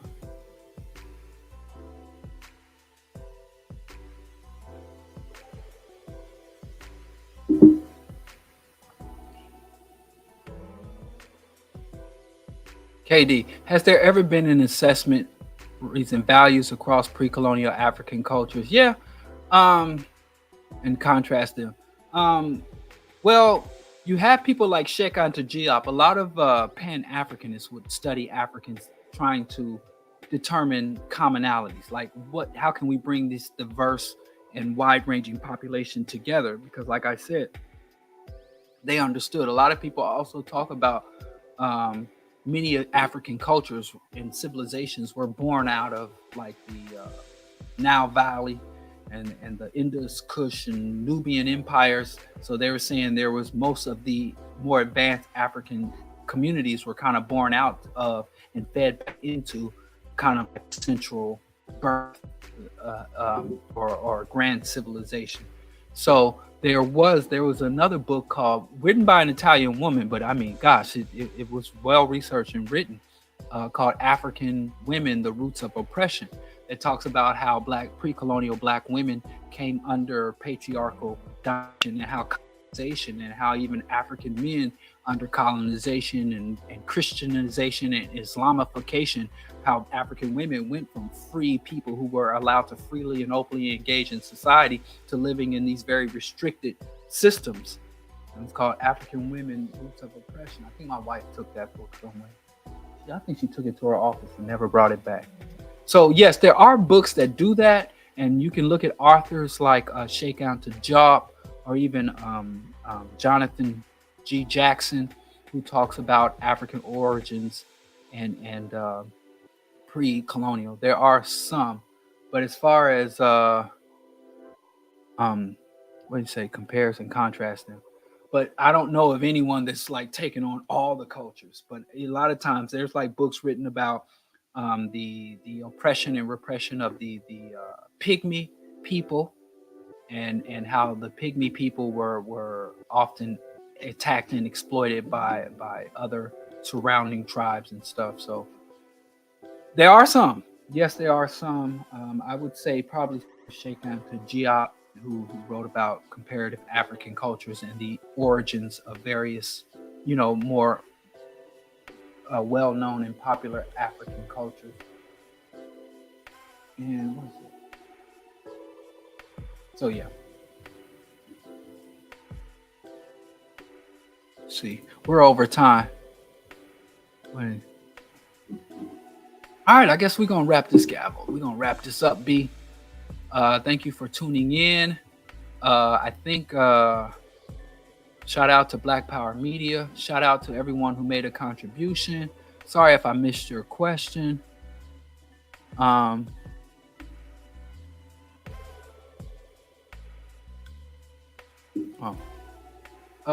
Diallo, how come whenever socialism is mentioned, the first thing that is said is that it will never work or will never work. That's because, number one, a lot of black people, I ain't gonna say black people, a lot of people think if white people can't do it, then it can't be done. They are the yardstick. So we have to look at them, their technological and cultural accomplishments, and we really don't think beyond what it is. So the status quo that we're born into is the reality, and all we can do is tweak and adjust current reality as opposed to implementing a new reality. That's one reason. Another reason is they don't understand what capitalism is. They don't understand that every element of everything that's good in their life is a byproduct of socialism. The computer technology was not produced in the private sector. It was not produced through capitalist investment. The computer, the sewage systems, the highway systems, the microchip, just you think of any grand scale amenity or comfort. Medical technologies, MRI machine was made in state-sponsored institutions. What happens is, in capitalism, socialism, and socialist investment, state public inputs, publicly educated, publicly funded scientists in laboratories, and firms and engineers working under public grant, socialism, public input, bringing and pulling together the collective resources of the society is come together to create something on a grand scale. After that thing on the grand scale is created, then, like the internet or computer, it is given freely to the private sector. Instead of the government instead of nationalizing it, instead of the government holding the patent and then bringing the patent back to the state and redistributing to the masses of the people. So most things, most technologies, if you look up DARPA,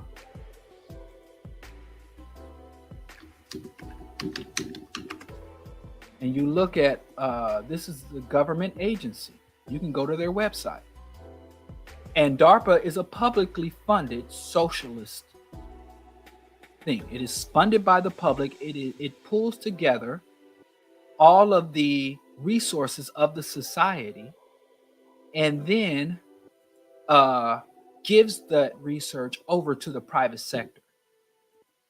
So, Elon Musk did not invent the electric car. He didn't invent the Tesla.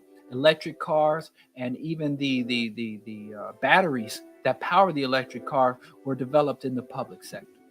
Bill Gates did not invest his money to invent the internet. He did not even invent Windows.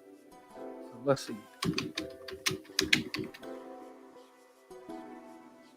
Now, a lot of these DARPA inventions, I'm not saying they're good, but it's public. So let's see what socialism has given us. Government, public funding, the internet. I already said that. GPS, Boston Dynamics, which is that robot. You see them robots doing parkour, that's Boston Dynamics. Cyborg insects. The mouse. Yeah, the mouse. I don't know what onion routing is, but they taking credit. So Siri was invented. Siri, you talking DARPA, invented Siri. HARP, which is the environmental surveillance in the Alaska. I don't know what she said over it. But these are just 10 inventions. There are literally thousands of inventions, and they give it over to the private sector. So people that say socialism doesn't work is because they don't understand what socialism is and what socialism means. Socialism means everybody owns. That's what Kwame Ture, and that's in a nutshell. Things are not owned by individuals. Things are held in common by the society and the profits and benefits that come. So let's say you have a sports team. If the Chicago Bears were not owned by an individual, but owned by the society, then the Chicago Bears and the revenues they generate would come back to the society. But now the Chicago Bears drains resources from Chicago. Chicago is at a loss. We could bring the revenue and all that shit generated and say, well, what are the deficits in society? Our schools are fucked. Housing, we got homelessness issues. We're going to invest in homeless and this and that. And we don't have to depend on the charity of LeBron James to give us a decent school. We don't have to depend on Mr. Beast to pay for a procedure to cure blindness. There were literally revolutions fought over not having to depend on the benevolence of the rich, so that the people can decide for themselves, because the only source of wealth is the people. The only source of wealth is our collective labor. So the only people who are worthy of determining where those resources and priorities should go should be the collective of the people. So people don't understand that they are living, everything that functions in this society is the result of socialism, and everything that brings dysfunction to the society is capitalism. So if you want to see socialism, this is a product of socialism that has been captured by capitalists, that was given over freely to capitalists. So anyway, that's a good question, and I'll leave it at that. Y'all have a good evening. Sorry I went a little over. Yeah, I heard about that. You can buy stock. My wife told me you can buy stock in the Packers now. The Green Bay Packers is the only sports team that's held in common, and in the NFL charter, they banned the ownership structure of the Green Bay Packers. No other team could be held or owned by the community or in commons, and they banned that, and then they grandfathered in the Packers. Okay, Carlos, did you see the Immortal Technique interview with Abby Martin? Keep saying socialism is a white thing when Kwame Ture already addressed. I think Immortal Technique is very talented, but I don't appreciate people of Latinx or Latino or Hispanic heritage using the N-word. I didn't come up around that shit. And when I moved to New York, one of the first big conflicts I had in Chicago was a Puerto Rican guy called me a nigga, and I had serious issues with that. And so I know Fat Joe and Immortal Technique, I don't accept, and it's not appropriate. And if I was around black people talking about spick and other slurs against Latino people, I would call them out, and I wouldn't accept it. And I don't accept Latino people using black slurs. So I don't listen to Immortal Technique. And Immortal Technique is like when he attacked me. One thing I'll say good about Immortal Technique, on his first album, not his first album, but the album Revolutionary Volume 1, he went in attacking vegans and talking all this nonsense about vegans. And I'm like, wow, this dude doesn't know anything he's talking about. But as he later got educated, he did accept that what he said in his first album, if you go back to the Revolutionary Volume 1 by Immortal Technique and listen to his vegan rant, he has said, I was speaking out of ignorance and I was wrong about what I said, and I it's out there. I can't retract it, but I will acknowledge that I was wrong and I said the wrong thing. So he has demonstrated the capacity to learn and grow and acknowledge mistakes. So if he said that socialism is a white thing, I'm pretty sure that if he gets better information, at least evidence has demonstrated that if he's better educated, he will be willing to change his position, which I think everyone should do. Lord knows I've had to change or eat crow or make a denouncement, denounce something I supported or support something that I denounce. So maybe if he gets better educated on socialism, communism, Marxism, or whatever else he thinks is strictly white, maybe I think that I have confidence that Immortal Technique would correct himself. But beyond that, I don't like him. I don't listen to him because I don't rock with Latinos using the N-word. And I just can't. It's just I can't listen to his music. I have both Revolutionary Volume 1 and 2. I really respect and support his politics. I'm glad that he's making an effort to radicalize and promote radical ideas and denounce capitalism and oppression and colonization. But somebody else, y'all have to listen to that. I can't listen to no, Latino dude say nigga every other word. I don't even rock with black people doing that. So I really can't listen to somebody who's Latino doing Batistos or indigenous.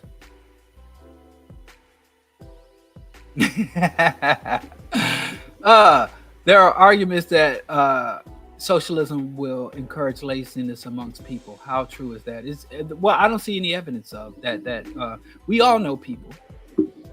In fact, they say that you get better work and more creativity from people.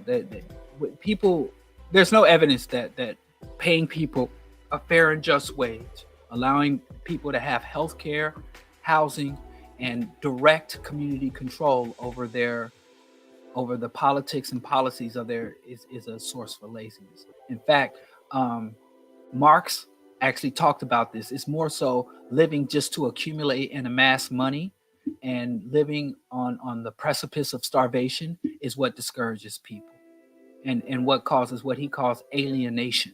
So no, I think the more power and control, direct control you give people over their lives, and more ability you give them, the more resources they're allowed to have to address the challenges in their immediate environment.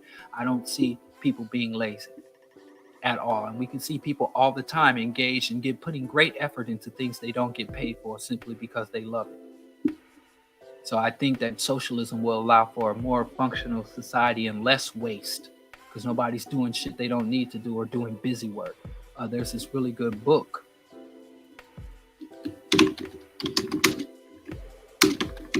I don't like really recommending books I haven't read yet. This book is actually on my reading list, but let's just go ahead and do it. I can't really speak to the book, but I know the author is a really good author. And it's called Bullshit Jobs. Bullshit Jobs. So I haven't read this book. It's on my reading list. But if you hear me mention books, 9 times out of 10, I've read the book. And if I haven't read a book that I'm mentioning, I'll say I haven't read the book, but I'm very familiar with the author, who's a very good and consistent author. And I'm very familiar with the concept. So I've read reviews of the book. So I haven't read the book. So if you read it and be like, this is some bullshit, I'm not recommending it. I'm just saying the concept that there's more laziness and waste of human talent and resources in capitalism. So, and I support it. I think everybody should quiet quit. And I got a whole thing I got to talk about quiet quitting. White folks just steal everything from black people. They used to condemn black people for doing enough to get by. I'm walking down the clock. They used to be like, yeah, black people walking down the clock. And then they called it quiet quitting when white people do it. And all of a sudden it's some rebellious, noble thing, quiet quitting. But when black people would walk down the clock, it was because we was no good, no account. Man, fucker got no shame. But for real, I'm out of here. I'm 20 minutes over the time. I have no problem with lack of ambition, because, ambitious people make a lot of fucking problems. And there's another book called Your Money or Your Life. You should check that one. I've read that. My wife really likes that book, so check that one out. All right, y'all gonna tell me. But anyway, I'm signing off. I appreciate everyone. Thank you for everyone that's tuned in. Shout out to Black Power Media. This is my second Black Power Media show. This is the Rational Radical, because I don't even think that's a contradiction. I like that name, but I don't think it. Whose beads are okay? I'll answer this last question. These beads I actually bought. I went to see Sheun in Detroit. I went to see Sheun Kuti in Detroit perform, and there were vendors at the performance, and I bought this for like $5. I mean, I think the brother was underselling. These are African beads, and so I bought it for $5. And, sometimes I like to flex. I like to elevate my esteem by adorning myself, but they're my beads. And initially when I bought them, I was gonna take it apart and make my own little necklace and rearrange them and make a smaller necklace. But then I just like, why? Just wear it like that. Again, laziness, lack of ambition. So anyway, yeah, this is straight out of Detroit, an African vendor at the Sheun Kuti concert in Detroit. Shout out to Sheun. Shout out to Detroit. He was headlining, I think it was the Pan-African Festival. And that's the first time I had been to Detroit. But I was sitting at home and just hopped in the car. The wife and I zoomed up to Detroit and the sun. Oh, thank you. Thank you. That's nice. Let's end on that, on a compliment.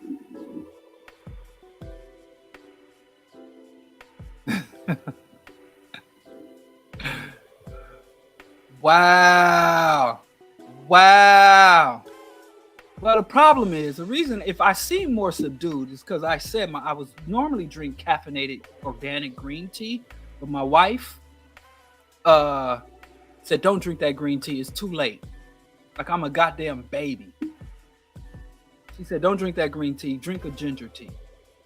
She said that'll calm you down. But next week I think I'm gonna drink me some caffeine. Fuck the bullshit. Get more hype. Well, next Wednesday it's gonna be caffeinated, bro Diallo. And with that, on my mama, I'm getting out of here. I'll see y'all Wednesday after next. The Bro Diallo Rational Radical for Black Power Media is every first and third Wednesday.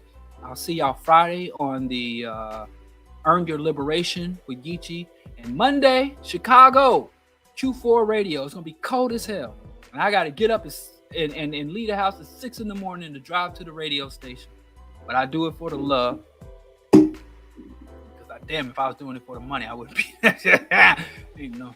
Anyway, I'll see y'all soon. Peace.